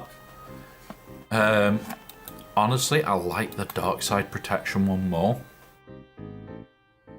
Is that just me? Yeah, there's also tank revive with the dark side, Yeah. which is just gonna be generically good. Like Lord But Vader's what? gonna love that one, The tank. protection. Yeah, because you can put it on Angry Bird. Ninth Sister. Oh look, your tank goes down. That's an absolute bastard to kill off anyway. And now she stands the fuck back up. Yeah, you can imagine something like with Chi-Chi when Magna dies, he just gets instantly revived. Yeah, 100% health. Reset the cooldowns, gain a bonus turn. Yeah, Magna Guard's gonna love that. Good point there. Yeah, so we'll- Fuse is just gonna get an extra bonus turn. We'll go through stats because this is something I've seen loads of people go, oh, we go through all this and then go through stats. There is something that I want to talk about here because at the beginning, this one, the deal damage to that enemy equal to 2% of the enemy's max health whenever the inflict a debuff. This is pretty nasty. Or you can go this and I don't need Barris. Recover 2% health when they're critically hit. So this is potentially a timeout game. Creating a timeout team. Especially when they've allowed health again. Oh, we have health in there. Yeah. So even if you roll the bare minimum health, that's 40% here, 20% here, so you're at 60. You're at 70% minimum health. If you can get an all health Datacron. That's the bare minimum you can be, is 70%. If not, you're up to 120% health. Can you imagine that on my Ray? I need 75% health for my Ray to be over 1 million health at the start of the fight. Oh, we got protection and defense as well. Protection, defense, critical damage, special damage, and physical damage. This So there's set actually not a is bad stat. nutty. This set is absolutely great for either creating timeout teams that are defensive build, or you go, oh, I'm going to run Starkiller. Everybody is, I think everybody's special damage bar 1 on that team, and oh look, you just go with special damage. Yeah, and since there's no faction level 6s, Yeah. like that's just So yeah, which is Yeah, honestly Leia- a thing I the Leia don't know tank what to think one. about. Here's you go. What you do for a Leia tank mod: maximum health, make it insane. You then want that one recover when critically hit. So all of a sudden they're just a fucking bastard to get through. An absolute swine to get through. Then you go, oh look, tanks. What one do we want? They gain 20% max health. When they lose all that protection, they recover 100% protection and gain 50% max protection. Whenever an attack inflicts a debuff, they taunt for 2 turns. This is going to make Leia practically fucking unkillable.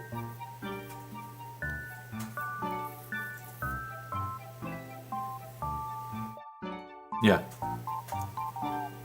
Yeah, I will have a quick look now for you. We'll go have a quick look at this, because you're looking for help with what's it. We'll do this really quick, guys, and then we'll go back to swearing about Datacrons. Because we try and help the little peoples. I mean, this really is going to be the Datacrons that you want a shit ton of Datacrons. Yeah.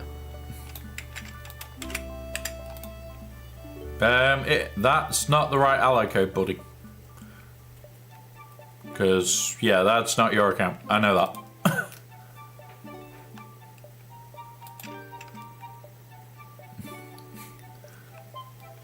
Interesting how one number off can actually make it someone else's ally code. 9 instead of the 8.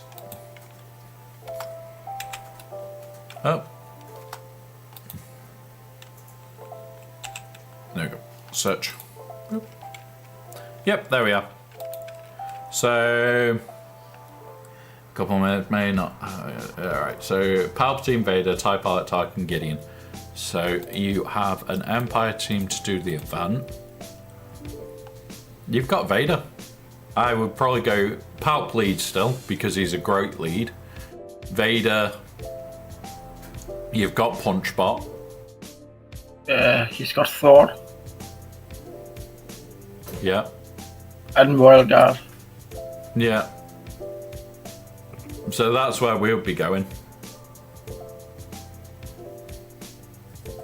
Yeah. So yeah, use Vader. But if you get enough to get a Zeta, you want this Zeta on him. Merciless Massacre. It makes it so he can just absolutely rip things to pieces for fun.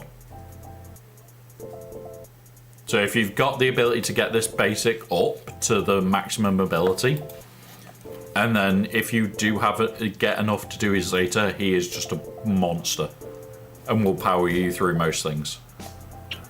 But yeah, definitely Vader under Palp, because Palp's lead just makes him ridiculous and fucks up Jedi. Yeah. And if I remember, in that event, there's a couple of Jedi you do have to fight. So yeah, that's where we would go, is Palp lead with Vader, probably Moff Gideon, probably Royal Guard, probably Thrawn, or Punchbot. You can swap in one of those for Punchbot, because Dark Trooper Punchbot is just Punchbot. It always wins. Yeah, but Punchbot is more of an Imperial Trooper than his Empire. Yeah, it's more with Imperial Troopers, but still works. It's just not as good, but it still hits like a freight train on its own go. So, see how he's doing on ships.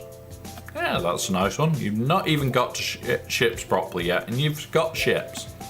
You've got ships. That's the most important bit. Keep focused on your TIE Bomber. Yeah, the 5-star TIE Bomber is insane. You get that early now. Yeah. It's like the fact that you get a 5-star Y-Wing early. Even I haven't got a Y-Wing that high. I'm saving for it to come in the shops at the moment.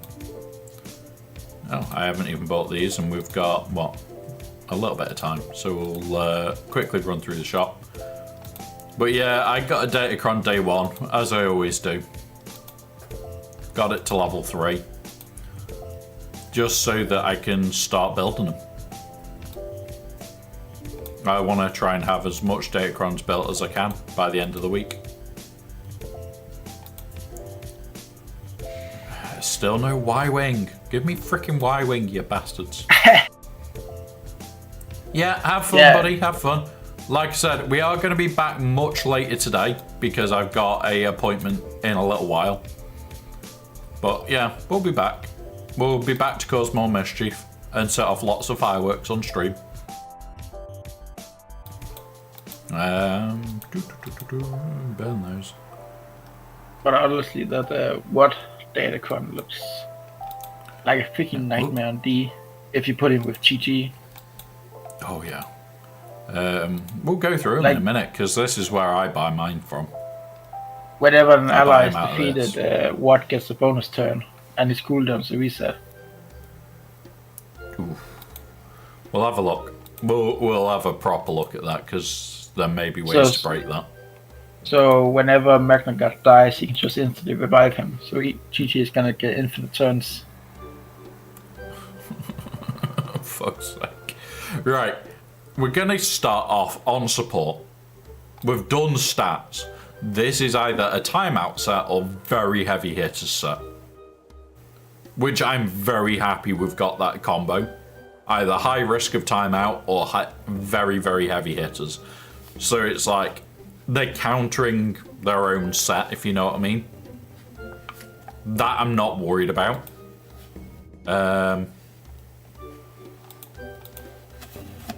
So now we'll go through each character and we'll work our way through. You want to do Wat Tambor first because you think it's pretty broken. We've got two options for him. Whenever an ally is defeated, Wat Tambor takes bonus tool and their bonus turn, and their cooldowns are reset, or remove turn meter when takes damage. Honestly, this is going to be the better one for Wat Tambor to take the bonus turn. Yeah, it's insane. Jesus Christ. Hang on. Like with GG or Trent, it's gonna be crazy. He's going to take a free go here on the first one. If you've got a tank with him, he's going to take a free go.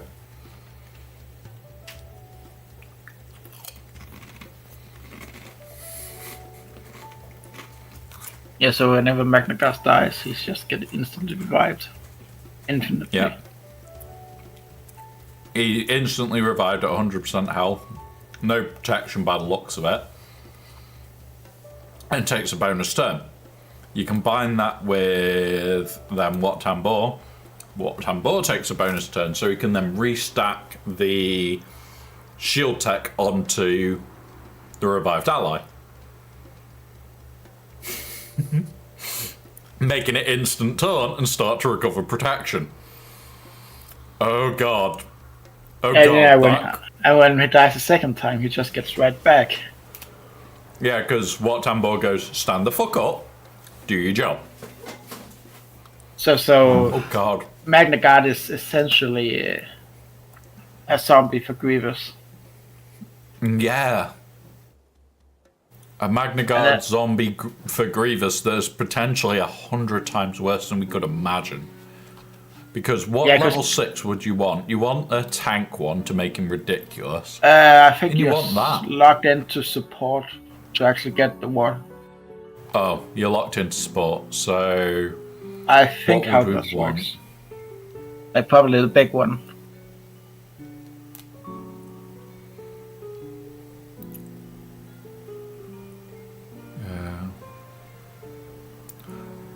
Turn meter. Ooh. Whenever a support grants a buff to another ally, they also inflict buff immunity for 1 turn on all enemies. Oh no, I'm looking at this one. Whenever a support ally grants a buff to another ally, that ally gains 10% turn meter. That ally gains 10% turn meter. What does Wat Tambor do? Well, on his basic. When it's his turn, he gives buffs. It's like half of the time, I believe. But when he's out of turn, he gets dots. Yeah. Hey, Upsup. Welcome, buddy. But yeah. Now, does he give it to everybody or just a set ally? Because if he gives it to everybody gaining 2% is absolutely insane. Everybody gets it, I'm pretty sure. Yeah, everybody's talking about it, so I don't know whether it's a bug or not.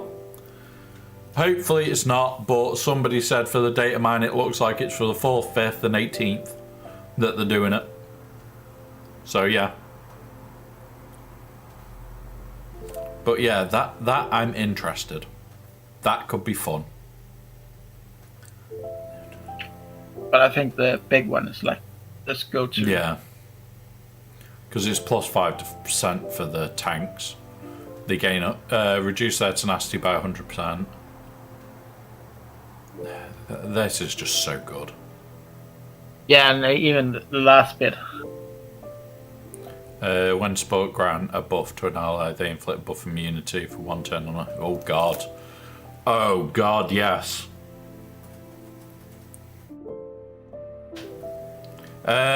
It was the guys that do all the data mine that have found it, buddy. We talked about it a bit earlier. It's one of those where we can't really say it's a bug until it appears on the Sith. Because they might just have opened it up for it being an American holiday. Remember, we're celebrating today. The account birthday, 4th of July. Yeah, your British celebrate that America left you, finally. We finally managed to get them to go. Yes, we got rid of them. Yeah. Yeah, I think the data miners have said something about it. Yeah. Yeah, exactly, buddy. And we didn't get it daily. It got bugged out for a couple of days, bud. They didn't even announce that it was bugged out. It just didn't appear. And then a couple of days later, it reappeared. Seriously, there are bugs that they're not talking about. Which is quite funny, to be honest. So, who should we do next? Which one are we thinking is just... We'll do Wampa, because Wampa's our favourite.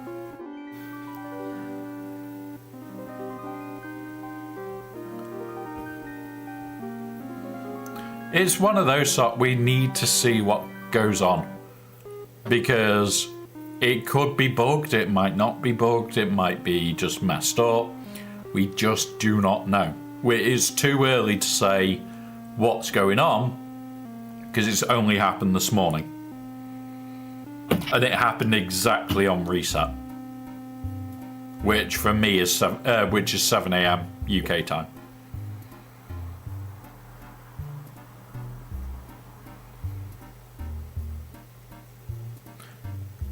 Yeah, if you want to, feel free. You can even chuck the links in here, Masterbud, and we'll have we'll go through it.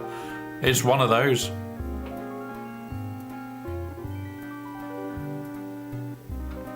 That is likely a glitch. Because when I've checked on my phone this morning, it wasn't too bad. Right, Wampa. So whenever he inflicts debuff, it recovers 25% health and protection. That could be vicious with his raw. But I like this one a bit more. Whenever Wampa uses an ability, they deal more damage equal to half of their potency. This effect will only trigger if Wampa has more than 0% potency. So I'll show you why I like this one. Don't you usually mod Wampa for tenacity? Yes, but I've got 50% potency, so I get 25% more damage. Oh, that's actually not bad. Yeah. That's why I like that one.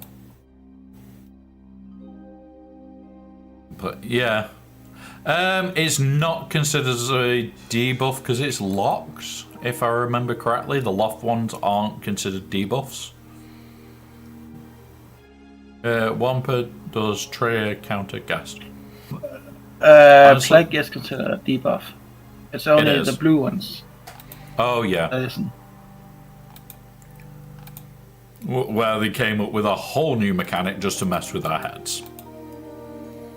It's a bad thing or it's a good thing, but it's the wrong colour. So we aren't 100% sure whether we're right, wrong, or just a very naughty boy.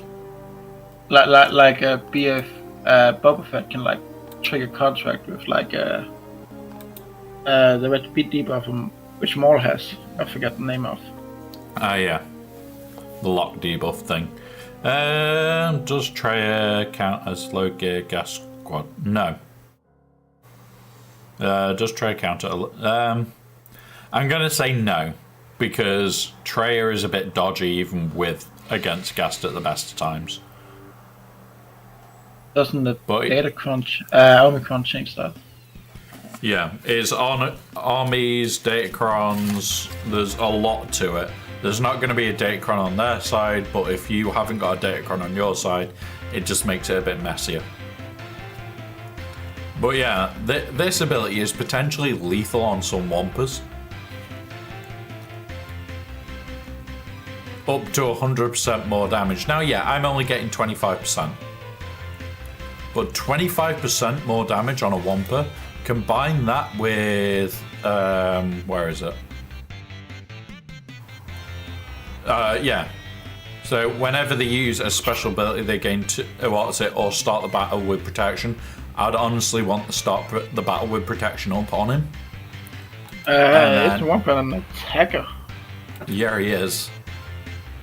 And then here you go. Whenever a attacker critically hits, they gain in limited to once per turn, or they attack again. So they're going to attack again. So he's going to at least attack twice and potentially now attack 4 times.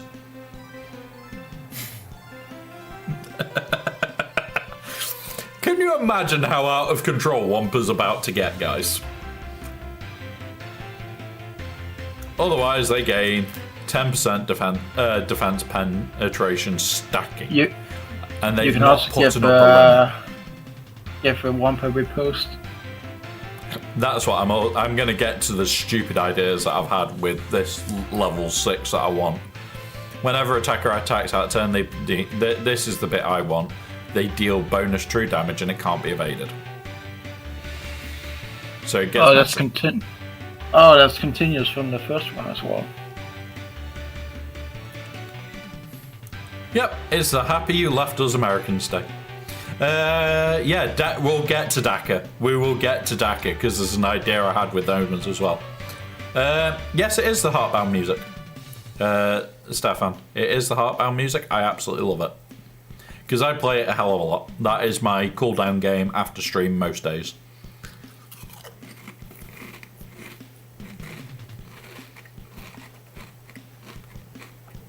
Yeah, Nitrous Con looks just some kind of new kind of busted.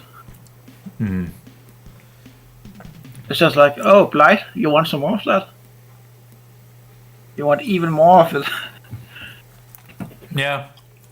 Where's the other one?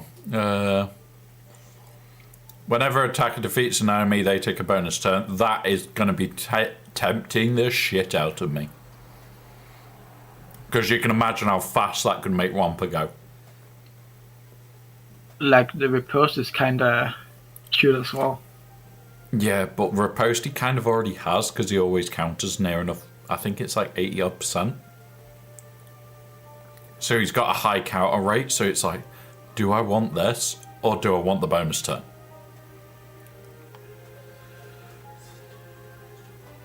Because it's like, oh, I've counter-attacked and killed. I've got a bonus turn. Oh, I attack with my bonus turn and kill. I get a bonus turn. Wampa could get out of control. Wampa could actually get out of control in this set. Like this other attackers I can think of that's gonna be insane with that as well. Let's have a look at what attackers this could go mental with. Because it is one of those where I don't mind spending ages talking about this shit because it's fun. We work out some very stupid ideas. So, SLKR. We're not going to use it initially because we've got a better cron for him. But holy shit, that could be a busted as shit cron. Yeah. Your GL taking hundreds of turns. Bane, guys. Bane. Suck everybody, and now I kill. If he kills one person, it's going to chain kill. They've basically made a new Bane cron.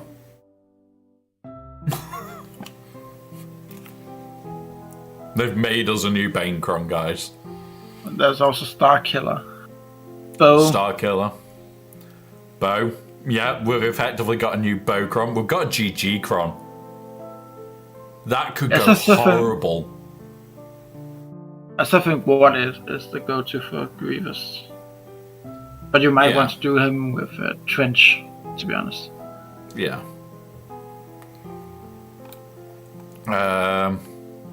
The Mandalorian. Oh, look, I've just sniped and nuked your face. Congrats. I get another Sith go. Trooper. It's gonna hit pretty hard as well. Droideka.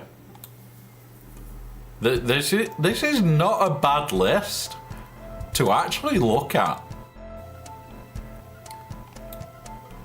Kit Leia, Fisto. Organa, Bausch. Jabba teams could get dangerous, guys. That could get very dangerous. Giving her extra turns when she kills an enemy with a fucking million grenades. Because one of her abilities sets off grenades. So here's a thermal grenade stack. Pop. Oh look, I killed. I'm back for more. Wait, isn't Hunter an attacker as well? So getting Hunter to do just more bonus damage. Bonus to damage. Drogon. It's gonna be stupid. Drogon for a Leia team. Savage solos, guys, are gonna get brutal again. Savage solos. Infinite turn Savage.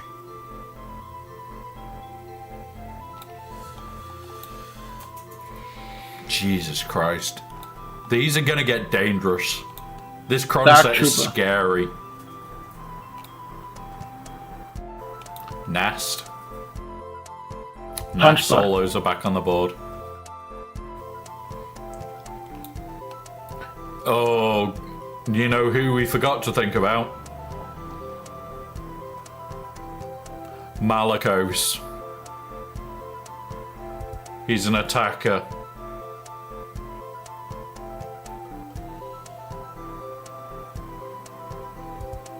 Oh, freaking Trip, he's an attacker, right?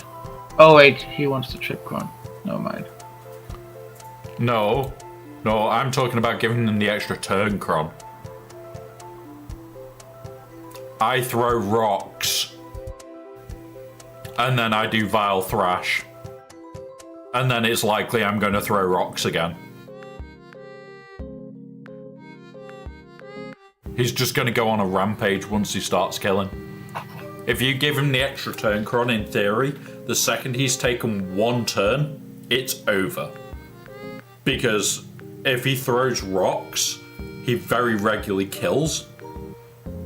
And then it'll be, if the AI is smart and it targets the weakest character at that point, which it usually does, he's just going to kill that outright with Vile Thrash or Dark Strike. That will usually kill at that point. And he's just going to power up for another Die Whelp. And it's just going to be, and kill, and kill, and kill, and kill. Oh, there you go. Team's dead. That Malicos could be terrifying with that ability. But you'll potentially need him fast to try and get in front. Let's have a look at the others anyway. So healers, because we've got quite a few healer bits, but there's not that many healers in the game. So we've got old Daka, got Lumi, got IG-12, IG-12. Yeah, Jolie, Bindo, and Barris. And Visas. So Starkiller could have Visas. So let's have a look at the healer ones. Let's just work our way through properly, guys. Like Mandalorian could probably get the healer one as well. Yeah. Let's see if we can break stuff, because Theorycraft breaking is great fun, guys. When a character is healed by an allied healer, they reduce their cooldowns by 1. Blech.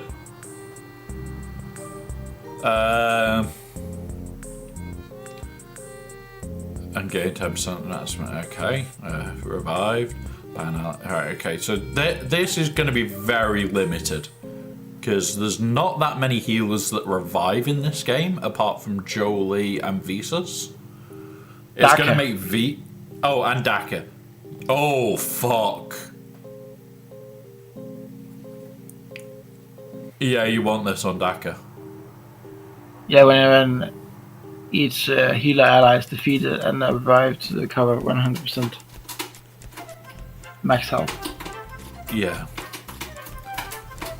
Oh, you want this on Daka with Marin. And you want to run zombie to let shit die constantly. I mean, there's argument to be made here. You don't run a Sasha any longer, you just run Talia instead. She's also a healer. Yeah. Because then, oh look, it revives, which triggers more health on Daka. Congrats, you're going to have problems killing her. Fast. And Nisus is gonna TM train you fast. Yeah, because 100 speed on Daka and 100 speed on Talia. Fuck. Welcome back from break, guys. We're just breaking Daka right now. Mind you, whenever an ally is targeted by another ability, during their turns both gain 5% health, defense, protection, offense, stacking till the end. That is quite nice. That is nice. That I could see working really well on Luminar. Gaining defense, max health, protection, and offense. But put that on Qui-Gon Jinn. And use Qui-Gon Jinn's abilities to stack on Luminara. And congratulations. Remember, when Qui-Gon Jinn dies, his offense goes to everybody else. His current offense. Nice starting.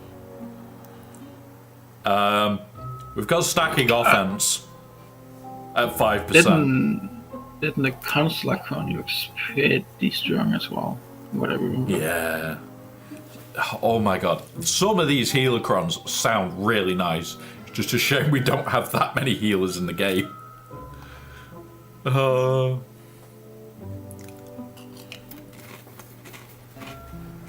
Like Mandalorians are getting a lot more recess now if you're using that healer with Bowmando.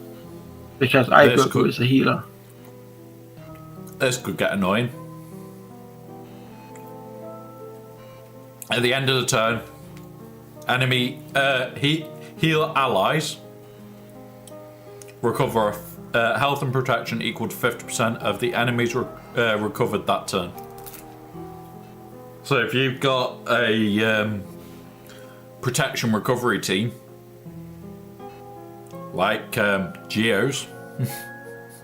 Hello, motherfucker. Yep, Geos are going to suffer. Geos just need a health to fuck them up. Welcome, fat boy. Welcome, fat boy.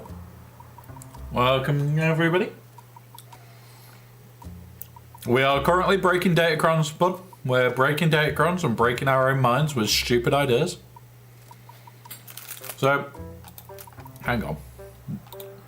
So, who would you want? What would you want on this lot? I'd want this. For, the what's it? For Narcissus. Yeah, do you need that one? Yeah, you don't really need it because it's only because zombie dark still side does text. I postal vote fat boy. So I actually voted like 4 days ago. Like whenever dark side allies use special abilities, they gain 15% turn meter. Yeah, that would probably be a nice one for Daka. For turn meter gain.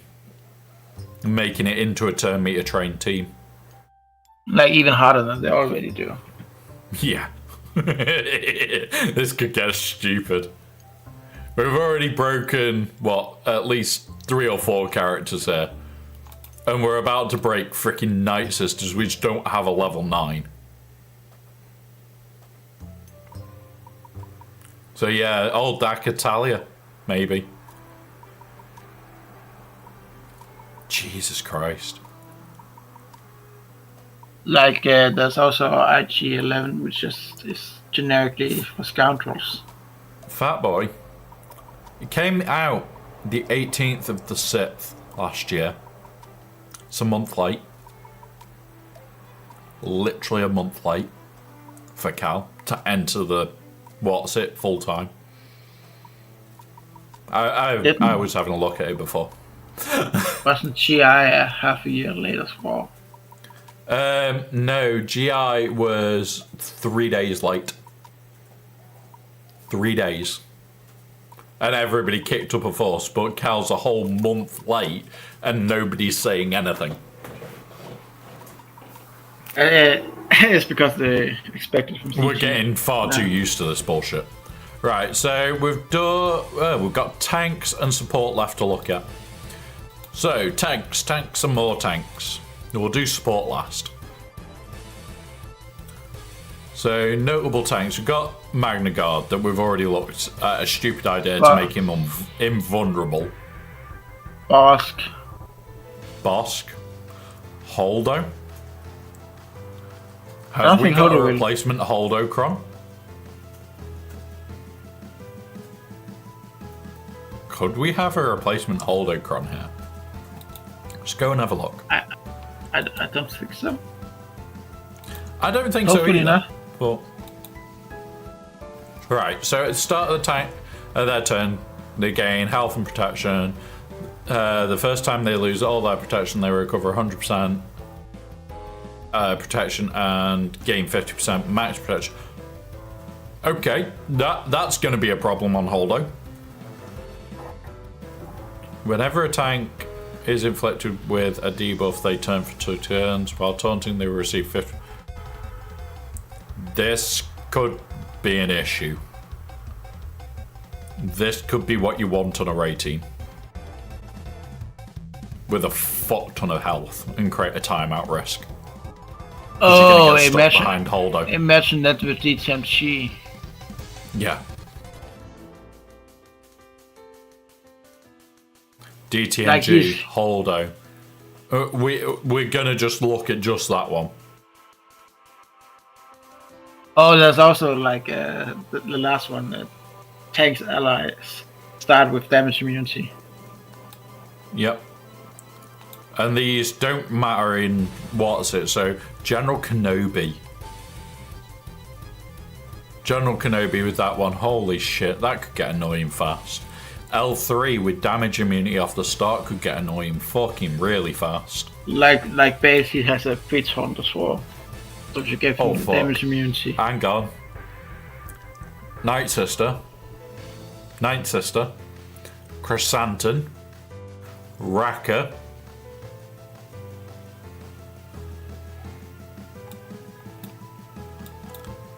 Malgus. Malak. These two are on the same bloody team. Hang on. Tank that on Malak and Malgus.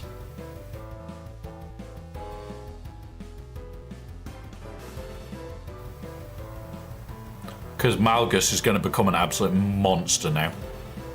Because he's just going to hit fucking insanity. Malak isn't going to be that affected by it, though. He's not going to be affected. He isn't going to be affected by it, but he's going to be constantly taunting.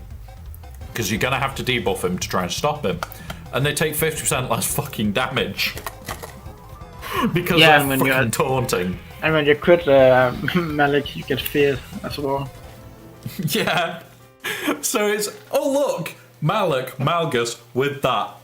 I don't care. Stack up health to the moon. And Malgus is going to blow things to pieces. I mean, at that point, you probably put a set in as well. That's the 5th. Yeah.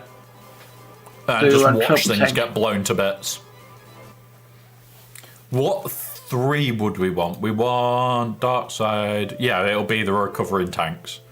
So recovering tanks. So Set, Malak, Malgus. So those 3. Oh, check ACK is probably not going to work against Malgus any longer. No. There's going to be very little that will kill them, all three of them twice. You've got to kill them twice. There's the first problem. Oh, it's only the first time a tank ally is defeated. Yeah. Is it first time? So it's not like one time each. Oh, thank fuck. So you've got to kill at least one of them twice. So I may not put Set in there, because you want to force them to kill one of those annoying twats. Because this is going to make Malik grow to insanity. Malgus, sorry. And that means when he does his little bop stick that's based on his max health, it's going to bop stick people out of existence.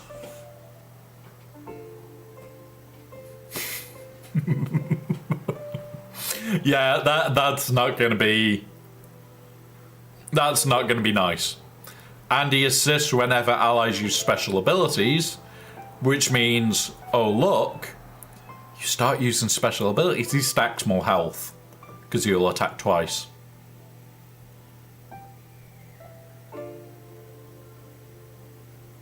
Now do you see the problem here? Now do you see the problem why this set is going to be brutal with him.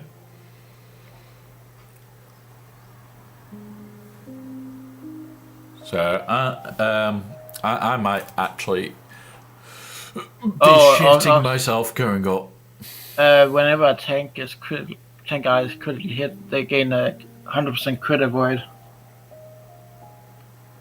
I don't think that's going to be that good, unless you're running like that. Might be better on Holdo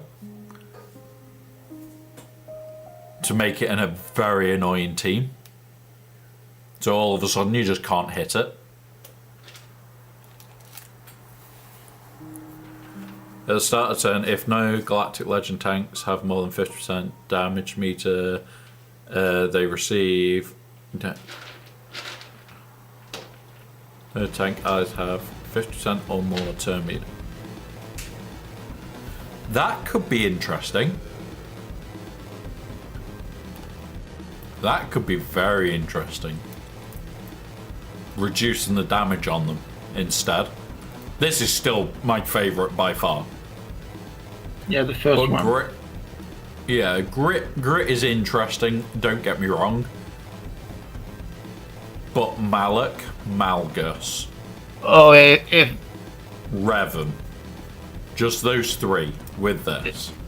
If that one didn't take away protection, it would be the one to go for TTMG. Yeah. Yeah. Honestly, this could be a problem. I mean, this it might could be actually a huge problem. I don't even think our attacker choices that we talked about at the start would have much of a chance, even with this. Attacking again with stuff like Wampa, brilliant ideas.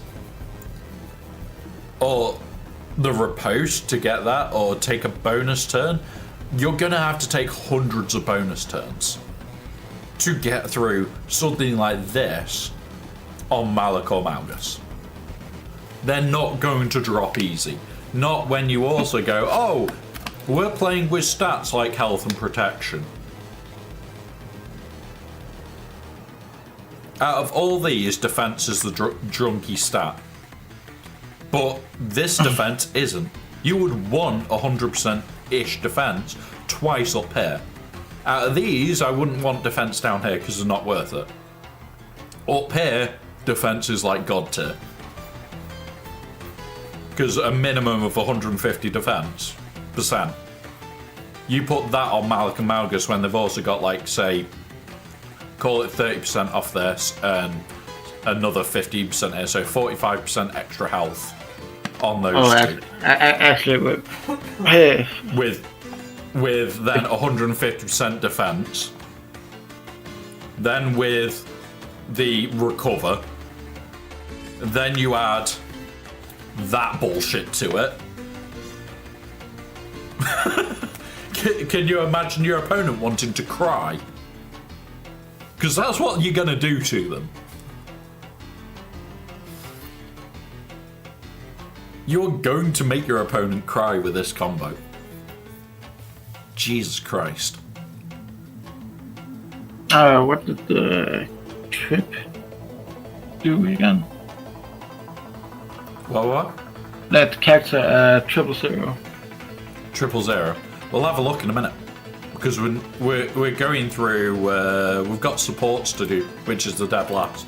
We're just looking at stupid combinations to start with, and then we'll go back through characters. So supports, Hermit Yoda, used quite a bit. Captain Rex, so there might be something for Phoenix here. Imperial Troopers are all mostly support. Okay, that could be fun. Qui-Gon Jinn. I'm mostly support aside from the healer. C-3PO. So that we've got some support for CLS. Hera as well, so okay. Wat Tambora's support, so yeah. We're gonna have to look in the supports for what we get for what. Echo. So we might have an Echo or attack for Bad Batch. Yeah, or you just 000. Echo. Hondo. Wrecker. We might have a Hondo Cron available. Like Trip as well. Are we going to see Rise of the Shorty? Because here's the thing. You go into tanks. How many droid tanks are there for Shorty? L3, Magna Guard, B2. I mean, you probably want to keep them light side, so it's probably just going to be L3. L3, but then it's just, this is potentially nuts. This is potentially insanity. For God's sake, Ugnaught could get used. Jabba. Shit, Jabba the Hutt support. And Afra. We might have a return of the Afracron. We might have a return of the Afra. Yeah, especially since the Trip got a low line. Right, let's go have a look at the support choices, and then we're going to go through characters and see which ones we think are freaking nuts. I think there's only really one support, to be honest, the big one. It's this thing. It's the big ass thing. It is insane. I know, end of the turn, support allies recover 50%. You're not going to have a multi-support team unless you do Bad Batch, but it's not worth it. It's not worth it. Whenever support allies buff another ally, that ally gains 10% turn meter, not worth it. Bad Batch doesn't buff enough, because you're only going to get 10% turn meter off Echo. Yeah, but Tech does. Tech, Wrecker, Hunter. Yeah, but Tech and Echo are the only supports, and they only both would give 20% turn meter each turn. The thing with Bad Batch, you might get a train going. You might get a train going with this if you can do it enough, and you'd have to be passing to Echo or Tech all the time. So yeah, I could see this working. When ally attacks out of turn attacks are just annoying to try and trigger. Honestly, it depends if what's this called? But, it's Echo that gives translations out constantly to all the Bad Batch. If that counts as giving it a buff. Yeah, it does. It does. So he's passively giving buffs out. Yeah, it could be interesting. That could be interesting. That Bad Batch one could be, for them very specifically, that could be a turn meter train game. I need to find out if this potential new account has some Bad Batch, because I'll be very interested in making sure I get that Cron to try it. I'm gonna try it out. With my Relic 7, Relic 8 Bad Batch. Bear with us, I'm just grabbing the ally code so I can have a quick look.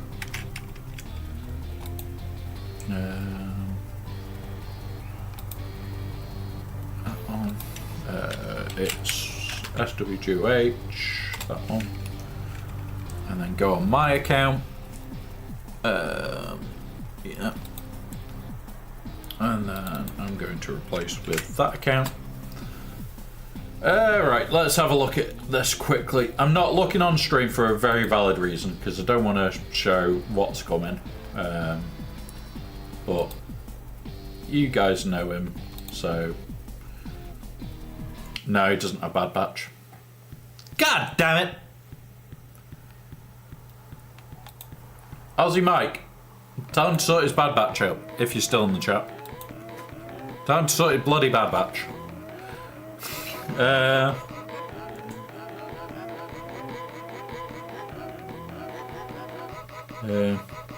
Mr. Chest Bugs effects besides today, the 18th and 5th. Yeah, there you go. So, yeah, it's likely that that is the case. It is a data mined bug. So, yeah. Yep, it's likely they just made a mistake. So, support enemy deals damage to an enemy. There are no other enemies ability blocked. Inflict ability block for one turn. That is shit. That is. I mean, it's shit. okay. They're always okay, those kind of data points. It's just not amazing. Well, it's dog shit, in my opinion, because if you've got one ability block, it doesn't work. It literally, oh, I've got an ability block already somewhere. Oh, look, it doesn't fucking work anymore.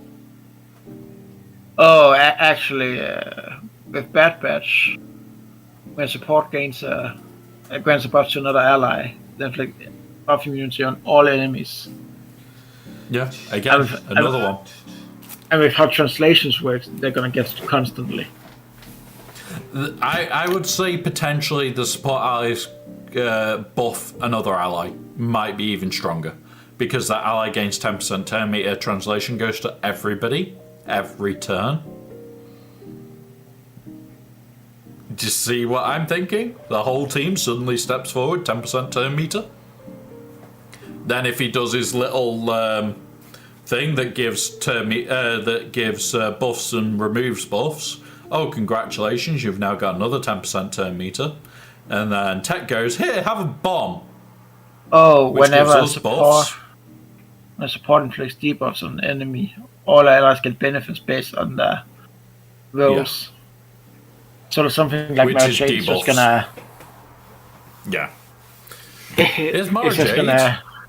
Is Mara Jade support? I don't think she is. No, nope. She is not. She is not.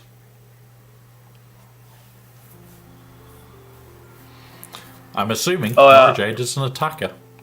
Oh, actually, imagine that with Nice Sisters, most of them are support. Yeah, Mara Jade's an attacker.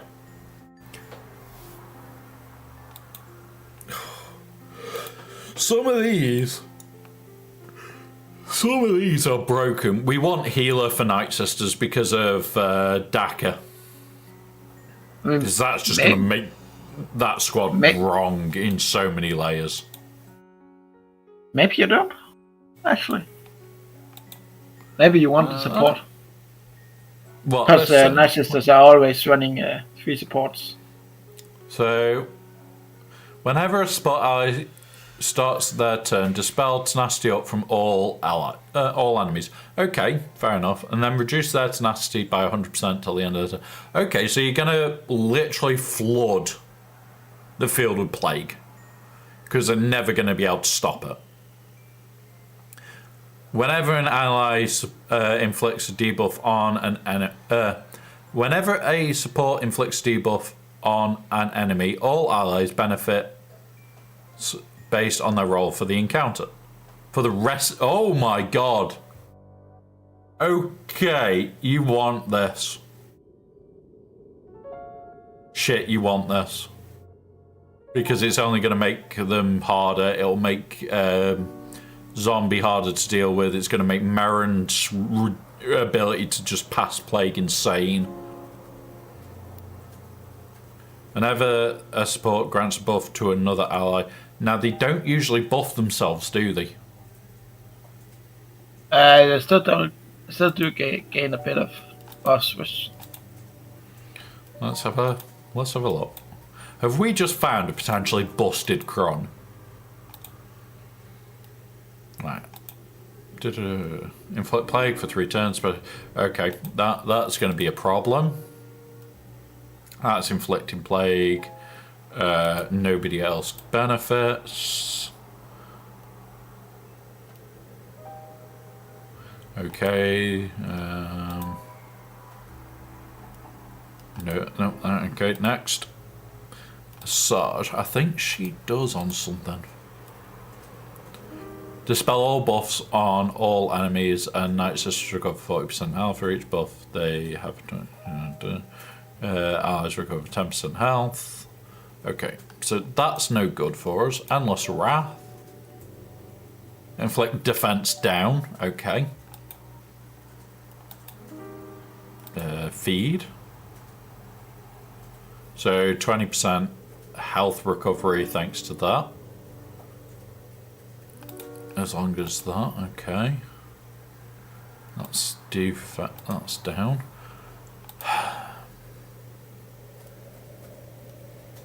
Okay. Oh, there's actually not a lot of buffs there. No, that's what I'm thinking.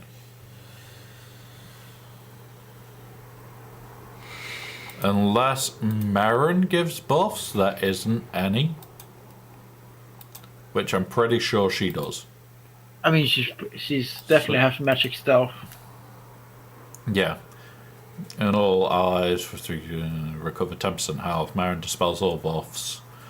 The next time an ally is inflicted with a debuff or defeated, Marin loses magic stealth, dispels all debuffs and all allies, recovers,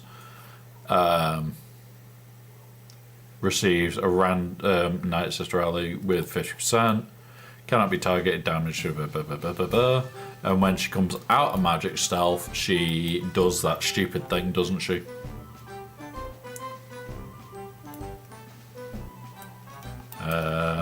Is it this one that it is?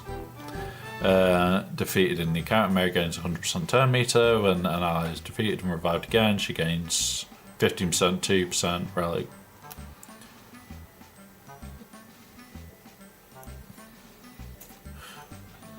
Which can't be prevented. A speed is set to 0 whenever a Night Sister ally is defeated or revived, turn meter. At the start of Marin's turn, inflict all enemies with once. Yeah, this is going to be deadly. This is going to be absolutely deadly. Granted, she doesn't give a lot of buffs so far, but it is one line out the whole lot.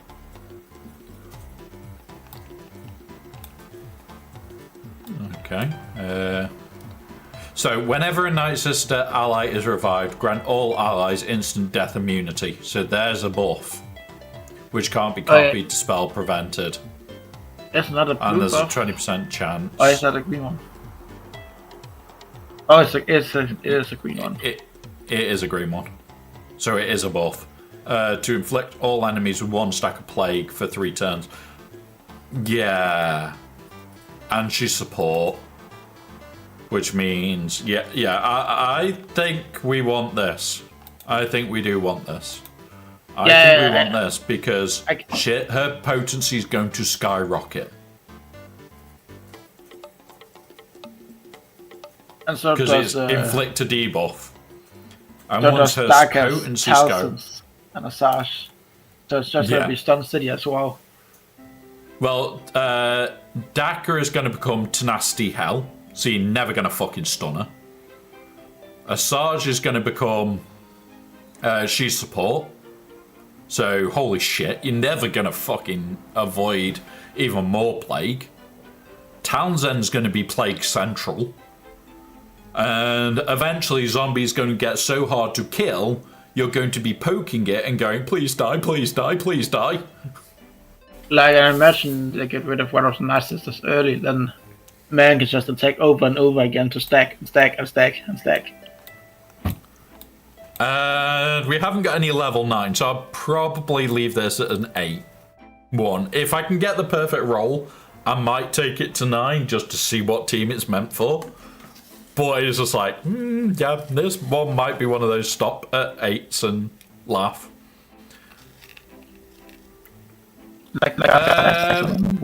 You would have it for the rest of the week after lock-in. However, when does it actually scrap? In 10 days.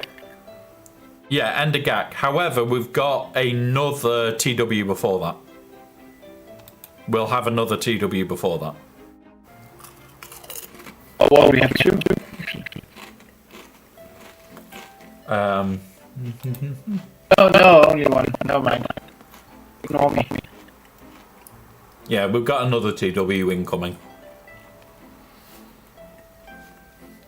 So the second you've locked in for that TW, you can trash them all.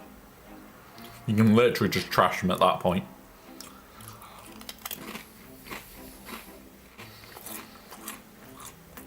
Mate, they're nuts. We're going through finding teams that we didn't even realise that we could bust. So this one is going to be great for any dark side tanks. There's hundreds of teams.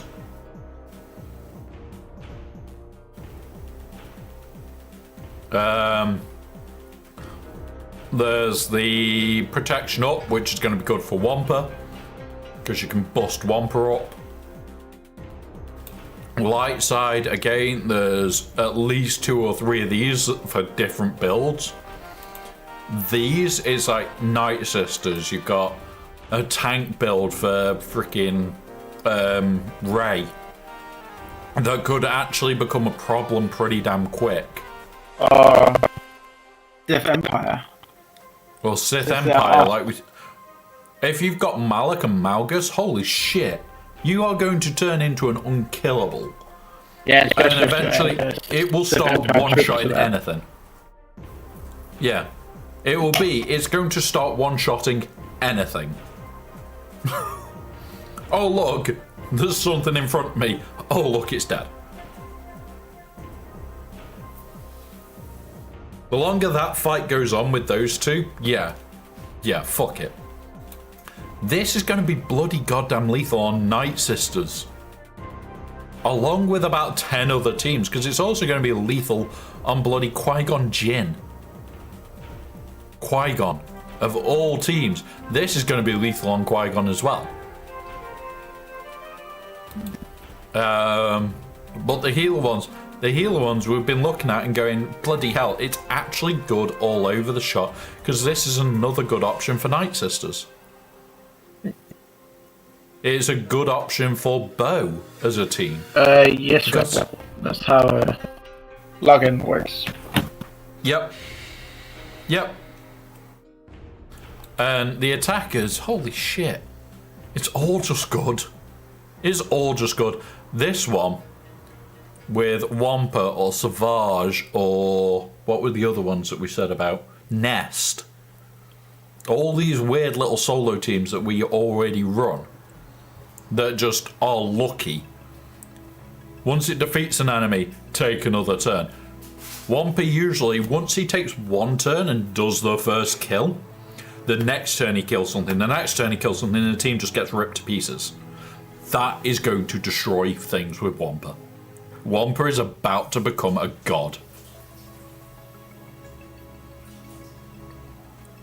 I won't just yet, buddy. I won't just yet, because we've got loads to go through. We've got all these to go through yet. We've gone through, like, what? We've gone through Wampa. It's this one you wanted? Hello, the percentage impact. So you do more percentage damage based on your potency. My Wampa is 25%. I mean, it's also depend on the Wampa, to be honest, because I can easily see an argument for the other one. Yeah, I can see an argument for both. But if you've got a decent enough percentage, even just 20, even if it's over 40%, 20% extra damage on your Wampa is terrifying. It is terrifying. We also, it's gonna be nuts. This is just going to be God tier. You're just going to be going, oh, look, you want to put him with GG. You want to put him with GG. Magna Guard dies. The first thing he does is, thanks to the Magna Guard stands up the first time. Here, have tank tech back. The second time, no, stand the fuck up. Keep fighting the bastards. Third time you don't, no, stand up. Keep fighting him. You're not allowed to fucking stay dead. And that's all it's going to be. You're never getting through that tank wall. This is a very nice set. I am impressed with this set. Cup, I'm not even going to read it. I'm probably going to say, if you are running Cup, we have Fish in the chat every so often. He loves his Cup. This is probably what you want on Cup. I haven't read his kit, so... Oh, there's loads like that, Rebel. The Night Sisters. Oh my god, you want the support choice, isn't it? The big text support choice. The problem with this Delicus is there's no factions, it's only a healer attacker. Honestly, I think I prefer it. But it means, holy shit. Like, we're going all over the shop with weird crons. And I wish we could put notes on crons that said, like, this is for this team, this is for this team. We're not able to. I hope we don't continue this pattern, actually. I don't think it would be a good thing all the time. I think every so often doing this would be nice. When you see my garbage, take a guess at 1 minute. It's probably going to be when I get back after the doctor's, buddy. Because we've spent nearly an hour and a half talking about crons. And we're now getting to the rest of the Relic 9s. So I doubt that'll even get my first GAC, my second GAC in. I mean, Cup's Edicon actually looks good. Yeah, it does. It looks quite interesting. For those that have the meme at R9 and the building it up or whatever, as long as he's R5, it could be actually usable.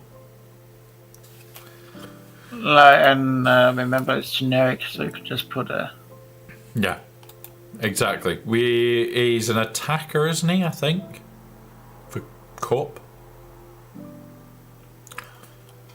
Let me check, actually. Police.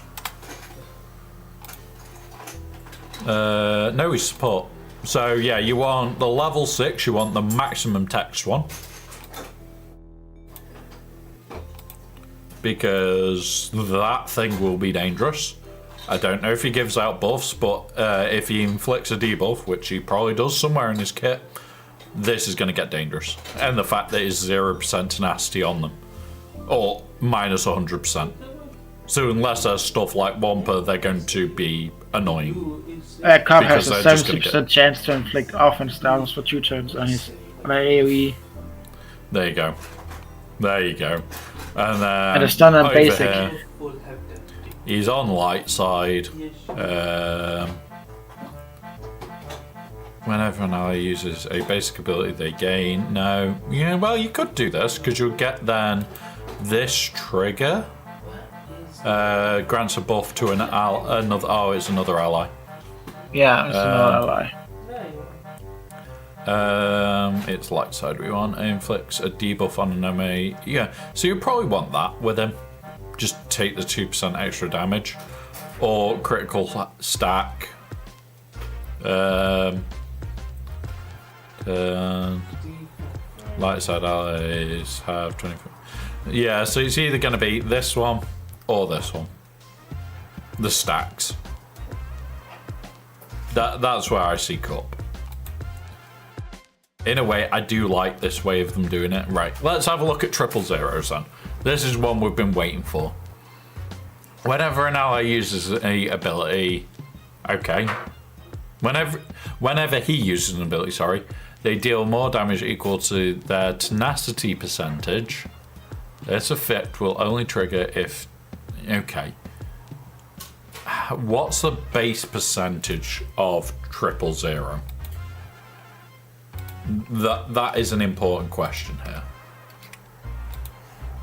He's support, so obviously we're going to put the support ability on him. His base tenacity is 93%. Okay, yeah, that's terrifying. Well, you could easily have him doing 50% extra damage. Alright, let's have a look at the other one. Critically hit an enemy. It does damage immunity for 1 turn. It can't be copied. Blind. 25% turn meter and blind. That enemy for 1 turn, which can't be evaded or resisted. If it was target locked, he gains protection up. 100% retro. Oh my god. I don't know which I like more. Lecture doesn't have that much protection, tenacity. He is small. You've got cannon, and you've got storm cast body. Yeah, if you've not got an insane amount of tenacity, it's very more likely you want that ability. That's likely what it is you're going to have to look at your tenacity stat there. A very high tenacity stat, you want this one. A lower tenacity stat, you want the other. I think that's where that's going to come to, is your tenacity stats. Glamorian Guard. Let's have a look. I'm also loading these up on GG at the same time so I can see. So he's a tank. Also, remember that Trip is gonna get buffs off, so he's gonna ramp BT's damage. Oh god, yeah. Then he's gonna ramp BT's not potency. What crit damage? Critical damage. Shit. That's going to go nuts. That is going to go ballistic. So you're going to want this second one then to blind them. To slow things down. Alpha is a support too. Which means she will then trigger this for us. Which means, yeah, okay, yeah. I can see the second one's a better option. The second one is better. Also, 88 is gonna ramp as well. Yeah. Right, Glam Guard. He's a tank, he's dark side, so res again, obviously. You're probably going to put him in a Jabba team to be even more annoying because then you'd have double tank, which could double res, which Jabba can also then re-res Chrysanthemum. So that could get horrible. Whenever he loses Taunt, remove 50% turn meter from all enemies. That could be horrible for shutdown. Whenever the Grand Guard is defeated. I could see him just being a good mid shield for C. Yeah, even put him with C. Put him with C. You want the first one.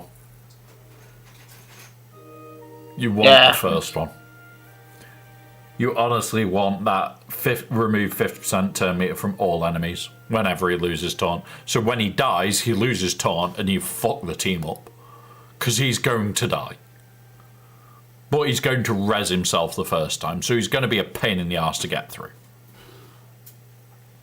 He's going to be a problem for a lot of our community. I can see our community swearing a bit this set. Let's have a look at Ghost Suxon. Literally everyone can use a freaking Datacron, a good Datacron. Yeah. This is the thing. It's kind of why I like it and kind of why I'm fearing it a little bit. Is this set is very much a case of if you want to play stupid ideas, do it. Oh god. Oh god. Gorsuxon's a tank. You want this. Yeah, and you want to run him with more DeLoreans. Well, even just the Duo team. You gain max health and protection. They lose the first time. Oh look, they're back up. It's going to make it even easier to duo Gast. Because they take less damage. Yeah, I was just about to say you get the tag revive as well, but it doesn't matter with gas. Yeah. But on a full Mandalorian team, that's going to be filth. Alright, let's now actually read which one of these we want. So the short one, whenever an ally uses an ability on their team, Gar-Saxon assists. Doesn't he always assist when the other guy ISC goes anyway? Yeah, he just assists an extra time. And with ISC, he deals bonus true damage every time he assists.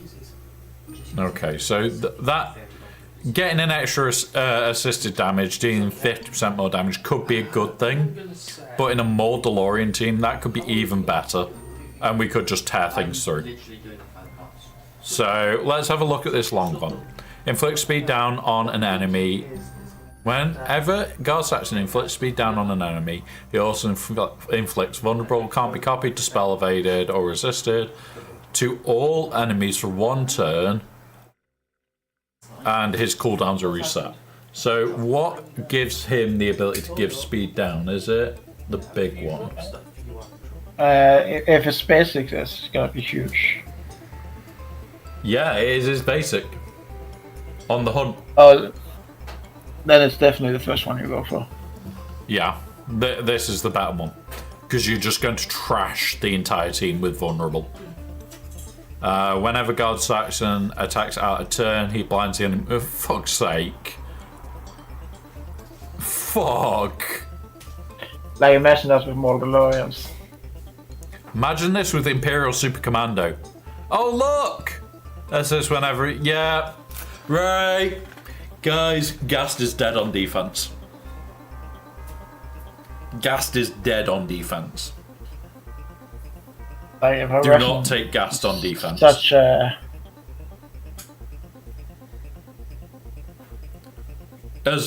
you're still going to need the tenacity up to survive. Well, the tenacity really high to survive.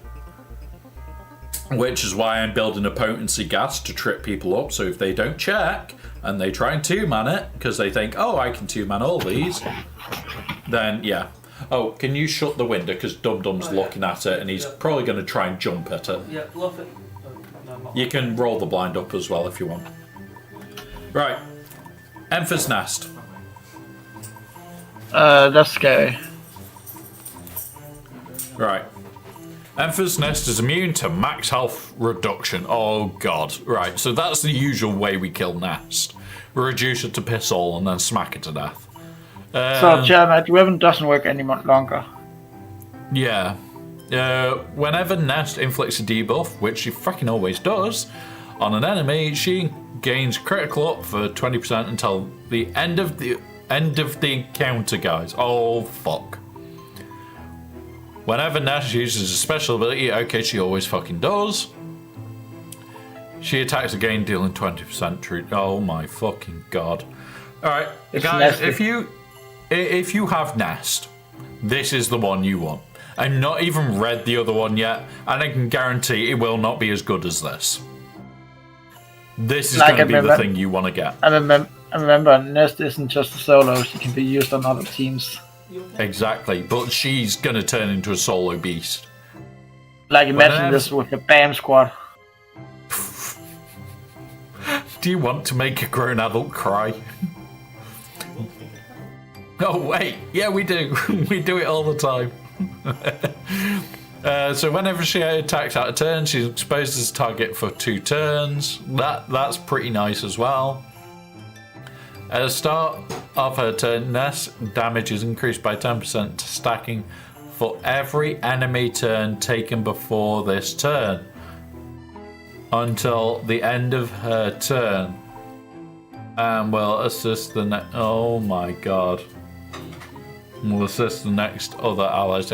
So solo, she can't assist.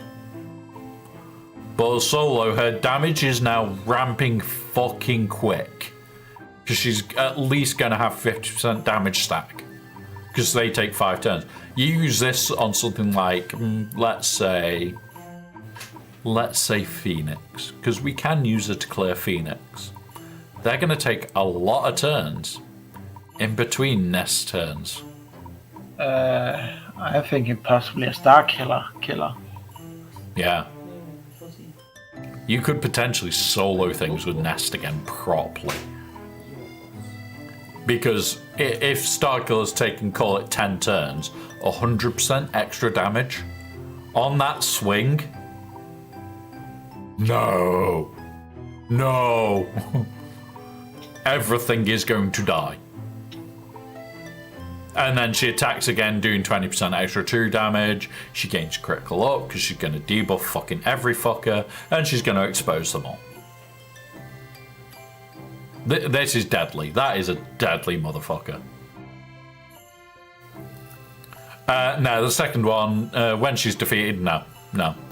I mean, yeah, it's cute, it's just that. In a team, that is deadly. Out of a team, that's fucking scary. Holy shit, that is scary, guys. That's what the Infosys just have the scoundrel attack. Yeah. Crap. That's a lot of scoundrels. With scoundrel squad. Well, you put her in a not BAM. What's his name? Dash squad. Yeah, or BAM. And she's an attacker, so you put the attack again one on the basic. She's light side, so you want which one is it that we said that is the better one looking here? Probably this one. Whenever a light side inflicts debuff 2%. Mind you, I mean, if you're gonna run a solo, you may as well do this one. Use a basic ability, grant themselves critical up, critical chance up, and offense up for 2 turns. Because when she attacks out a turn, she's going to grant herself a fuck ton of buffs. And she's survivable enough already. Yeah. So, yeah, you may as well get a load of fucking buffs. And the second one is she's an attacker, so we are going to take attack again. We're just going to take attack again with her. Because she's going to ramp bloody dangerously quick. I can see other calls for stuff like this one. Oh, when she kills an enemy, she takes a bonus turn. Yeah. Defeat an enemy, take a bonus turn. Once she gets going, she's going to be fucking insanity to deal with. Granted, that will mean her ability doesn't kick, because the first time she kills somebody, she's going to have like potentially 50-60% static damage, but she's also going to be ramping critical damage, which is insane, because that's what she usually kills with. So she's going to ramp up, kill something, take another go, hit lighter. But then they take a few more goes, she swings again, kills something again, taps lighter. She's just going to do these big bursts of damage. And she's going to freaking expose on the basic. Yeah. This is going to... It's going to be explosions of damage. We're not going to get these amazing infinite ramps with her. What we're going to get is absolutely insane levels of damage. So we're going to see like insane hits, and then the next time it's like tap with a little stick. Right, IG-11. All of the allies recover protection. I gain. Right, no. It's okay for his kit. And his support, and he's going to go with Queel to gain more.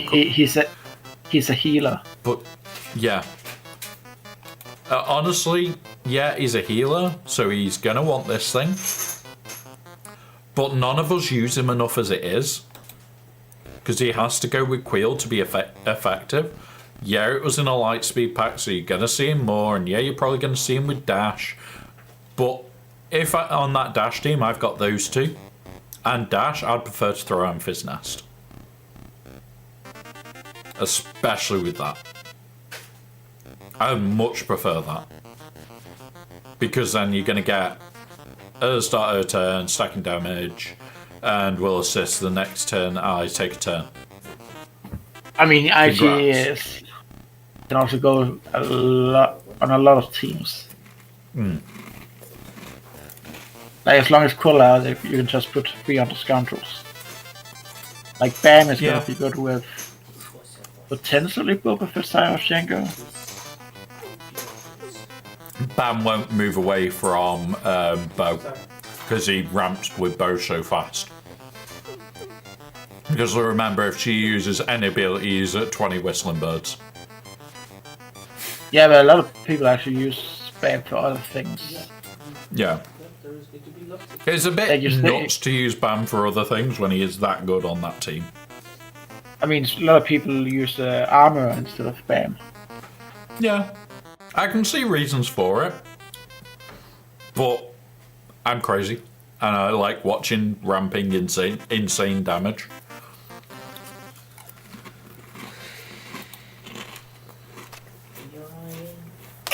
I'm just gonna tell you, when we get to Night Trooper, it's gonna get truly ridiculous. Right, let's have a look at this Chewy. Right, where's my juice? I need a drink. I'm just grabbing it, guys, because it's behind the monitor. The juice.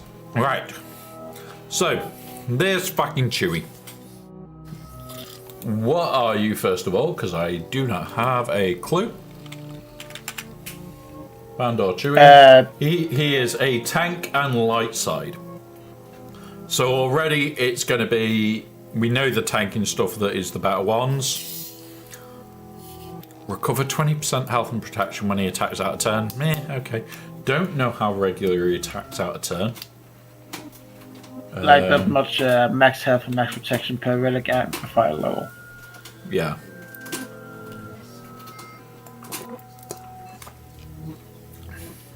If you're going to run him and you've got him at R5, that's the nicer one.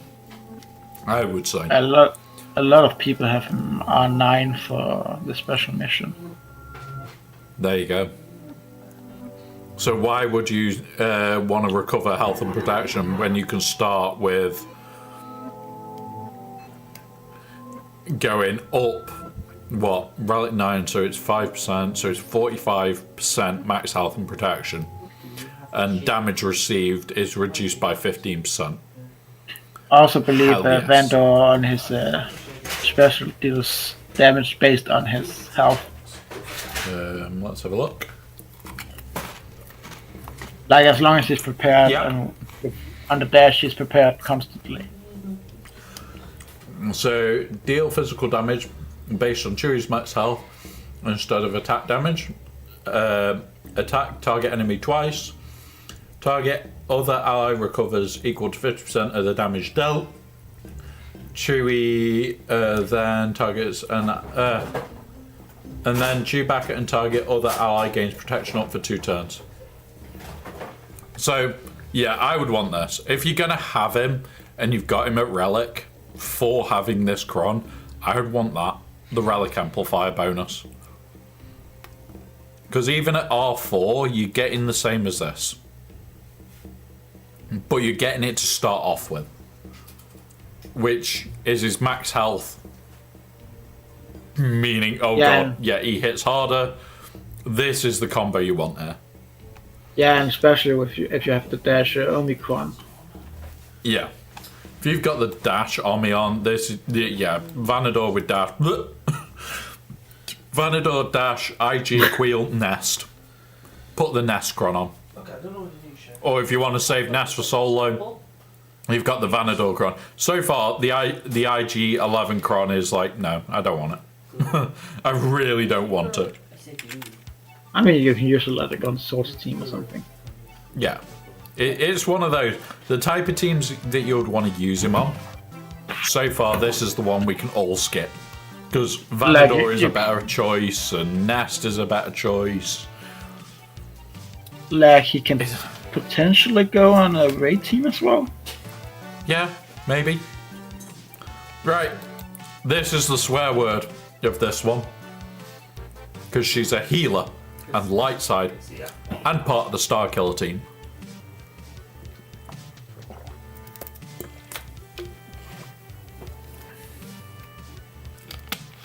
And this is what I want for both of my accounts, because I'm going to push for Visas.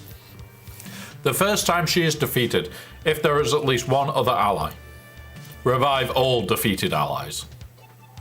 And recover 100% health and protection, gain 100% turn meter, and 100% offense till the end of the battle. Star Killer is now a problem. You have this for Star Killer. You are going to blow things to pieces. Like, now you have to focus Visa Smart twice. Yep. Or you can ignore her. And here's the problem. Boop. When somebody is healed, the cooldowns are reduced by 1. Whenever they critically hit, they gain health and speed. Whenever she revives an ally, they recover 100% health and protection. And the first time that any healer is defeated, they also recover 100% health. So when she goes down, the very first time, she revives everybody. Because it says revive all other. So she's down, everybody else stands up. But then the level 6 kicks in and stands her up. You've got the whole team to deal with again.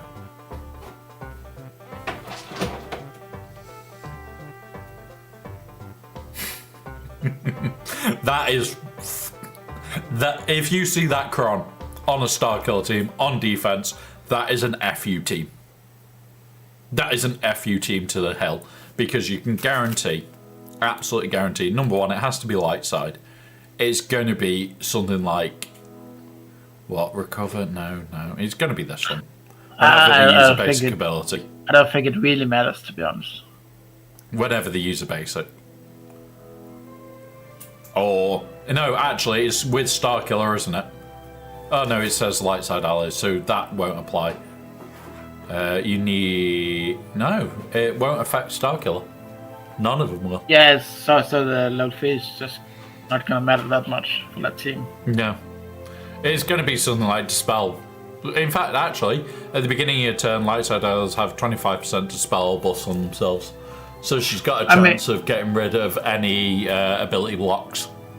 Here's a wild idea. You can just put visas with Way. Watch somebody shit themselves. Literally. We're not even halfway, guys. And we've got less than half an hour. We're going to have to start powering through these. Yeah. Well, how about right. Ewok Elder. At the start of the turn, now we know he's a healer, so at the start of the turn, Ewok turns, they reset their cooldowns, lose 5% health at each. Right, at the start of each of Ewok Elder's turns. Okay, they reset their cooldowns, lose 5% health for each of each.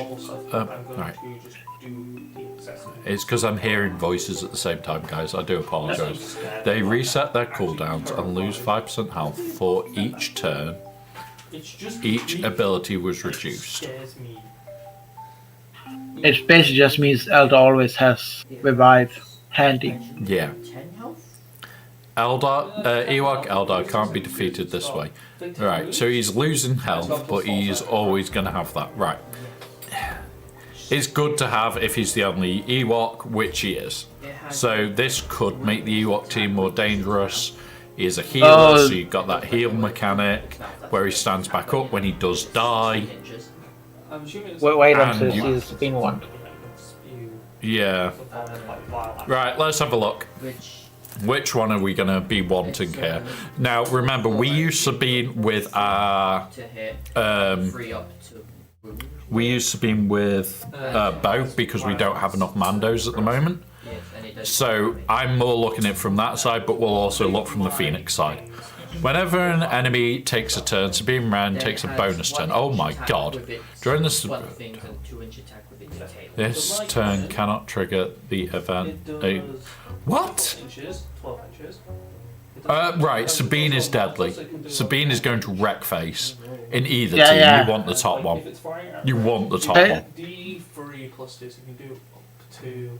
Sabine is just going to wreck face. Do like 5 damage. Yeah, it's gonna be crazy with Phoenix. With Phoenix, that's going to be absolutely fucking insane. With Bow, that's going to be deadly because you're going to trigger IG and you're going to also trigger Paz. So they're going to build speed up, so they're going to get faster. And then they're going to heal and they're going to go deadly. So yeah, that with either team. Absolutely either. Gonna make beating Inquisitors. Phoenix much easier as well. You're going to be beating Phoenix. You're going to be beating Inquisitors into the ground with a stick, in a friendly way, with a hammer on the end of said stick. Right, let's have a look at Hungry Man. I guess they are on debt. Right, whenever he reduces his cooldown, he gains 75 pulses and 20% turn meter. Okay, whenever he defeats an enemy, exposure. Okay, that's dangerous. Whenever Nihilus inflicts damage over time on enemies, all enemies gain 3 stacks of heal over time. Okay, that's dangerous. If allies... All mine have 10. It's the fist. Right, if there's other allies... If there's other Sith support allies in the encounter, Darth Nihilus gains 100% health for the rest of the... Oh my god. Isn't Traya support? This is where I wish in-game we could do multi-clicking. So we're just going to have to spot it initially. Support. EP, never going to go with them. Sith. So Traya is support. I mean, for me, it's just gathering on. Nihilus is himself support, but yeah, okay. Love you. So he's just gonna get 100% max health at the start of. Yeah, he's not going to get any more than that. Which Like you is have to not get, you have to instant kill him. Probably. Yeah, Hungry Man, for those that haven't, and again, this is a very specific one, Fish should be farming. This is going to be fucking lethal. And with the level 6 Cyan is fucking gonna ramp. Yep, everybody's going to ramp fast. This is going to rip teams to pieces. Traya teams are going to become a problem again. Jedi Consular, so this is a healer. So he's got the stand back up again mechanic for the whole team. And you're also going to take the level 1 that gives you something, because it's shit on light side. You just don't care. All allies are immune to healing immunity. Okay, that's nice. Even if it was just that, I'd want this. But I don't have it, so I'm not going to waste my time trying to get this cron. Whenever Jedi Consular uses a basic ability, reduce the cooldowns by 1, and he gains 7% max health, stacking to a 210%. Why did they choose 210%? So you can get it 30 times? I don't know. Fuck knows. Like if you use Revan, he's gonna attack out of turn a lot. Yeah. Whenever Jedi Consular heals an ally, dispel debuffs. Okay. Uses Jedi healing, revive non-Jedi allies with a maximum. Okay, that's not bad. Whenever Jedi Consular attack as defense. Okay. Overall, this could be dangerous. Put this in the right team, that team will not die easy. Something like Qui-Gon Jinn with this, maybe Luminara, maybe Maybe Killer and Beck. or Calaran Beck. I'd more want Mace because it's then focusing the attack that you've got to keep hitting. That you've got no choice and you've just got to keep hitting Mace. And then this will just make it annoying because you're never then going to be able to kill Qui-Gon because he's just going to permanently be full health. Like, it looks pretty good. That could be a very interesting one. Also, he's basically a Jolie Bindo for any teams that are not Jedi. Yeah. Shorty! Our favourite twat of a droid. Dot damage. Reflect 20% of it back as true damage. That's pretty nice. Can't be evaded. This feat can't defeat enemies. That bit, with it not being able to defeat, you could leave them on 1 health and they could then wipe you. So that's a bit shit. At the start of Shorty's turn, dispel debuffs and recover 5% health through. Imagine it's just making Sordia Yeah. a bit more annoying to deal with. Honestly, I'd probably want the health. I'd probably want the recovery health. Over. But, what is Shorty? We know she's a droid. We know she's going to go with L3 for tanking. Jesus. Is she I mean, a she could support? go away. Is she a support? Because if she's a support, she is. I would want the first one, the true damage. Because I'll be going for that big support one and just causing mayhem again. Yungan! Whenever he gains retribution, gains 10% health steal and offense stacking with speed, stacking. Oh my god. Right, okay, that was simple. We want the first one. I know the second one is 5% more damage per relic amplifier, but that health steal, defense, speed, you get somebody with 200 extra speed that can be over 300 speed. That's faster than the freaking GLs I remember going. his kid, he ran speed as well. There you go. He's going to go faster than a GL. No, can't see it. And what are you looking for? under dash is going to be hit pretty hard, I think. Connector. It's like a thin USB stick. Like. Alright, I'm not sure. I haven't seen it. Sorry. It's fine. It might be like a bag or something. Alright. It is likely to be around there somewhere. It may have gone under the sofa. Yeah, I'll have a look under the sofa. Yep. Alright. Right, Aiden. Everything goes on the sofa. At the start of the encounter, Aiden gains Storm, which can't be dispelled until she's defeated. Whenever a non-droid Imperial Trooper is defeated, she gains Taunt, which can't be dispelled until she's defeated. What? That's pretty good. Remember in GAC, yeah, but you can't kill her last. So when she taunts, you have to go after Aiden. Oh yeah, that's Sophia Idols. That's going to be horrible. It's gonna be one of those Ray-Ban puzzles. Yeah. So if you've got Aiden for the next 6 months, you actually could run a puzzle team, which is just going to take forever to kill. Yeah, or it would be good as long as. But this what's it called? Yeah. The support cron level 6 is live. It's just gonna disallow that. Right, let's have a look at what's potentially my favourite one out of this whole set. When Barish uses a special ability, all Jedis gain 5% protection.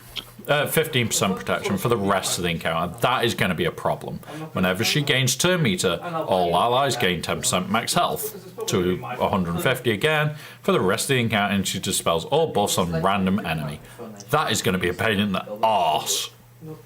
Whenever Barish critically hits, all Jedi allies gain 10% critical damage, stacking for the rest of the encounter.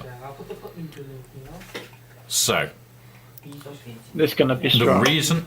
The reason I like this one isn't for the 2 Jedi clauses. It's for the one in the middle. Put that with Rey and Ben. Yes. Oh Oh, look, enter the puzzle. Enter the puzzle, because that puzzle's now gone complex. You combine that with the fact that she's a healer. So, oh, look. Which one are we going to want, guys? This fucking thing. How is it that GML works? Is this a bonus damage based on protection locked in at the beginning? Or when no, it'll be whatever it is at that point in the process. So Barris is going to ramp GML's protection. So Jedi's are going to get it even harder. JML hitting ridiculous. Rey becoming literally unkillable. You could end up with no way of killing Rey. Because she could ramp and ramp. You add, say, a 100% health cron onto this as well. Because it is a possibility. You could get to 150 health is the top out. But we'll go for a sensible 100% health cron. 100% health cron combined with that. Combined with a Rey that's sat at... We'll even go at 200k. So 200k with 100% health on it. So that's now 400k. Well, actually, the 200k is at 400 at the start of the fight because crons go on after the 90% and 30%. So 400%, which will then go up by 10% every single time. That's adding 40k to her max health. She gets to the 150%. It's now over 1 million health. Whenever she gains turn meter. You push Rey into the 1 million health bracket. And Ben won't be far behind. Ben's going to be like about 900k. Are you going to be able to do enough damage with something like Starkiller? Are you even going to be able to do enough damage with the SLKR cron of Pokey Death? I mean, you probably are. With Slacker. It's just going to take a bit longer. Yeah, and it's still going to be a bit... Because the holocron right now is just a joke for Slacker. Like, he just doesn't give a shit. No. But you know what I mean? It's going to be Slacker needs to kill him fast before that ramp gets going. Because once she gets to a full turn meter, that is it. Also remember with the attack from Slacker can like hit twice with his basic. Or he assists himself. Yeah. But that's the scare. So, in theory, there is going to be answers from the previous set, but what happens when that Slacker cron's gone?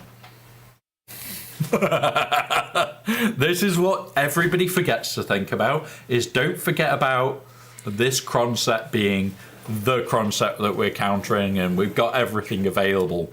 Look at what you can do when the next cron set comes along and this entire previous cron set is gone. Because then something like that with a mega health ramping Rey is going to be, well, you can't Starkiller it because you're going to run out of time because of the tanks and the support and all that shit. You can't then potentially do other things. And you sat there going, what the hell do I throw at this? I mean, the support one. Yeah. Ramps the Slacker's the crit damage, so as well. Yeah. So you're literally going to have to build a cron to counter Barris if somebody puts her on a Rey team. I don't think you'll see many Barrises on Rey teams because you're going to see Barrises on Starkiller. Because this is going to buff a Jedi on Starkiller team and it's also going to buff the rest of the Starkiller team. I mean, you might see That's her. what I think. You might actually see GML back on defense. Yeah, JML with Barris. There's going to be better options than putting her with Rey. Or like that's where it's going to get terrifying. Riven and Jedi Knight Cal. Right, Stormtrooper Han. I've already read this one. It's okay. It is the top one. Because it's whenever he tanks, he gains protection up for 3 turns. When he's taunting, he gains 100% counter chance and defense and critical hit immunity. Removes turn meter from all enemies. Resets his draw fire. All allies gain 50% offense. Whilst is above the. This is going to be good for a Sana team. That's it. Yeah. This one, not even worth it. Honestly.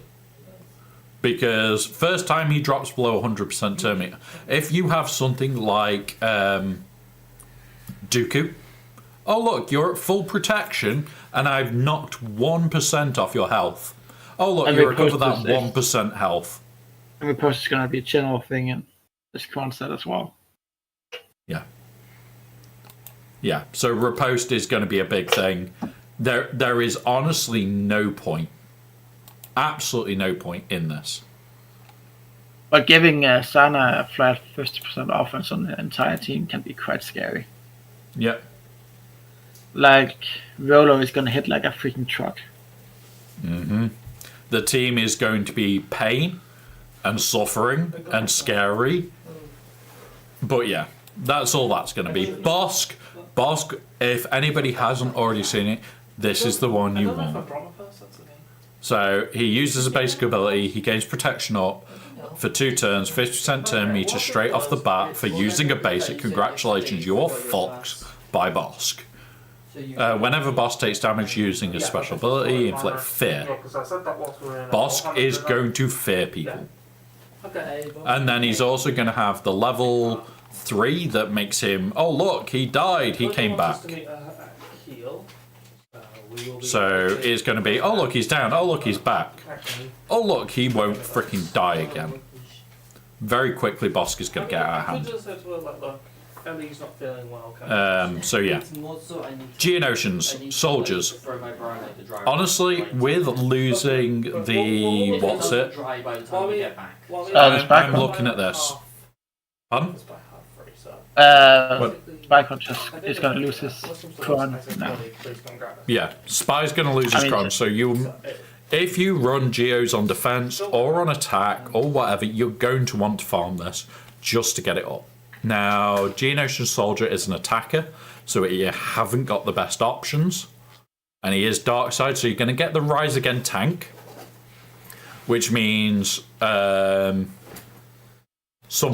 will stand back up, which will be a problem. And also, the thing that they kill all the time is classed as a tank. So it might do it as well. Might. That is something we're going to have to wait and see on. Because it all depends how it's been coded. That is all depends how it's been coded. Because if it's coded that it also affects summoned units, you want the second one. End of. Because the second one, whenever Geonosian damages an ally with a special ability, so it's not going to be all the time. Like the first one. First one's all the time. So very quickly you hit your 200%. Because critically hitting an enemy, oh look, he's got crit sets. He's going to hit a lot on crit. But it's this one. It doesn't hit that hard to begin with. Yeah, it doesn't hit hard to begin with. This is where we're going to have the fun. Geonosian Soldier uses a special ability that doesn't have Armor Shred. On an enemy that doesn't have it, have Armor Shred for the rest of the battle. Whenever Geonosian uses a basic ability, the damage on a damaged enemy with Armor Shred, inflict expose, which can't be resisted. Gungan Soldier then gains protection up for 2 turns. This is going to break people's brain. Because your whole team will end up with Armor Shred. And it's going to be your whole team will eventually fall apart. And it's going to be nasty for the Puggle army. Mm-hmm. So, for those that enjoy your TW, that have Puggle Army, that is probably one your whole guild will cry for. Yeah, if you have Relic Geos. Yep. Especially if you've got Relic Geos. Like, my Geos don't have the Zetas on Geobrood Alpha yet. However, the way I've modded my Geos is non-standard. Which means, oh look, when you go into fight with them, you do not expect the lightning speed they have. by the time most people have realised what's going on, Geobrood Alpha has already summoned and is probably on his second go round because he's sat at 300 speed. I've spent a lot on him. I have gone full speed. So the idea is I loop you regular. Add this to Soldier, who's going to be inflicting expose, going to be causing absolute chaos, granting himself protection up. This team could become a problem, especially with Sun Fac reviving, the fact that Geonosian Soldier's an attacker. Let's go through, because it's something I'm going to be looking for. I'm probably going to look for this one. The attacker game one. Because it's Geos. Or I may even go for this one. Take a bonus turn one. In fact, they all assist, don't they? This is best to take. Not all of them are attacker, and it has to be the attacker that kills them. Yes. But we'll have a look in a minute how many are attacker in the team and everything. But if we take the bonus turn one and the dark side tank revive tech, tank revives at 100% health, cooldowns reset. So this is going to then... This may either be really good or really crap on this case. It might be that it's better to use this one on Geos, so special abilities gain 15% turn meter.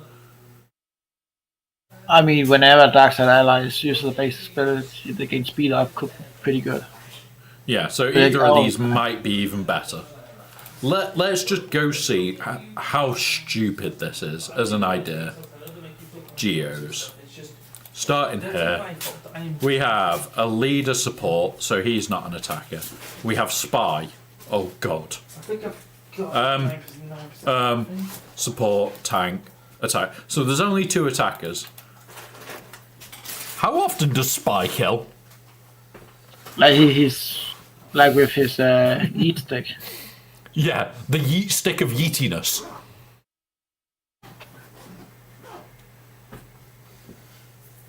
Like he literally goes. He is usually the one doing the yeety.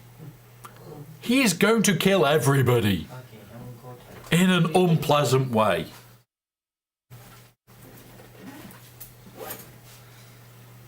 I've just got to make sure I message somebody to say I will be ready. Right.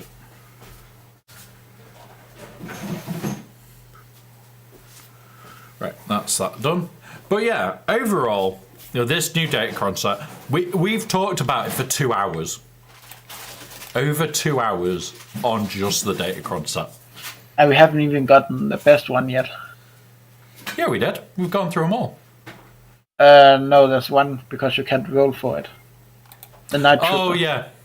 But we can't see that one yet. Yeah, we do know what it is. It's on the website. Is it? Send a link. Yeah. Send a link. We'll quickly go through it because I was going to wait and see what it was. But if we can find out what it is, yeah. It is, let me just find the link. So in the next 15 minutes, guys, I'm going to go. We're going to raid somewhere. But we'll be back within 2 hours and continuing our July the 4th stream. It will be part 2. And we're going to be going for quite a while today. We've got loads to do because we need to get to our friend who we get this today. Once I've got this link, I can pull it up and we can start reading it. Boop, in here. Boop. Have you put it in general? Oh, no. I'm in the general chat anyway.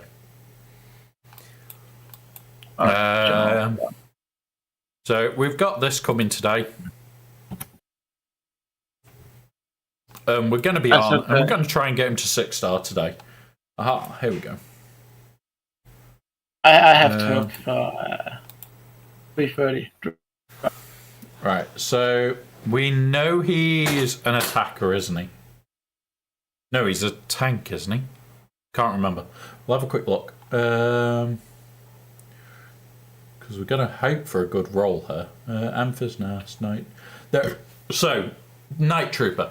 At the start of the battle, Night Trooper gains 75% potency and 25 speed until the end of the encounter. Okay.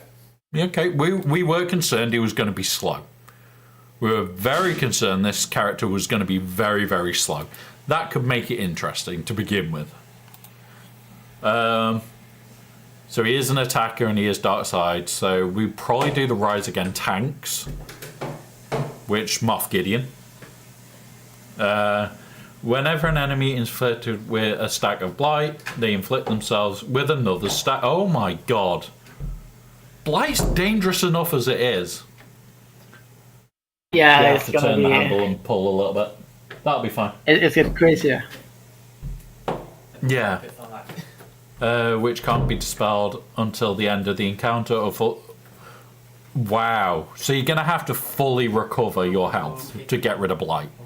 Yes, the next one will be 14-10. Whenever an enemy that is inflicted with blight is inflicted with another stack of blight by an ally, inflicts blight on another random ally that does. Oh my god! So blight is going to spread. You're so pretty. Blight is going to spread like there's no tomorrow. Yeah. It's crazy. Whenever he uses Salmon Shot, gain an additional 3 stacks of blight until the end. Oh my. No! Blight is going to go nuts. And the crazy part isn't over yet. Whenever an ally or enemy is inflicted with a stack of blight, Night Trooper recovers 20% and well, fucking hell. And 25% off and stacking. Considering we also know that they think that this is a CC and CD build, offense is going to ramp to insanity. Right. Do you want me to hold the taxi now? Just it's going to be critical hit central. Okay. I think you actually might want to run offense there. Yeah, I'm thinking that too, that you're potentially just going to move to an offense set. Because you want those blight. Yeah. You may have to make sure those blight lands. Honestly, guys, this set's been terrifying already for the stupid things that we've come up with whilst we've just been sat here talking. And this is why we do it. This is why you want to be able to come onto streams with streamers that are planning their cron set out. Now, you guys know I'm open. I will try and do what I can. We're going to try and get his cron because we want to cause chaos. I'm probably going to be running in with Night Sisters. There's next to no synergy, but I'm going to try it. I'm going to try stupid ideas. The thing is, as long as he has the tag, he's going to work with Night Sisters. Exactly. He might be a better choice than anything else we've seen. But we'll see. Asas is the first one to go on the Night Sisters, potentially. But take him out, took Asas in. DTMG, yeah. We don't have him, which is a shame. But, yeah. Right, guys. We're going to find somebody to raid now. So I've got about 5 minutes because I've just been messaged by my left. I'll be there in a few minutes. I can see a Night Trooper beating We've got Libsol. We've got Libsol. So we're going to raid over to Libsol, guys. Now, I will be back in a maximum of 2 hours. And we're going to go straight into the next raid and waiting for this guy and getting ready for this guy and doing all the prep, getting everything ready. We'll do all the maths to say how many crystals we actually need and all that lovely stuff, which you're all welcome to help with as well. It's going to be chaos. We're going to work off the average being 7. We're probably going to get a load of 5s. That's my luck in general. But yeah, we're just going to have fun, guys. So we're going to raid over to Libsol, who's currently got a child sat on him as well. So we can't scare him too much. But here is the raid message and everything else, guys. Boop. What the hell's gone on with that stream? Welcome to Sam Flagle's the only raid. I need to fucking repair this screen. Bear with us, guys. Nope. Ending. There it is. Boop. I don't know why, but my entire screen is broken. Right, anyway, guys, talk to you all soon. I'll talk to you in a little while. We'll go nuts later. Enjoy, guys, and see you later. Bye, guys. Right now, boop. YouTube, unfortunately, I can't send you anywhere because it won't let me.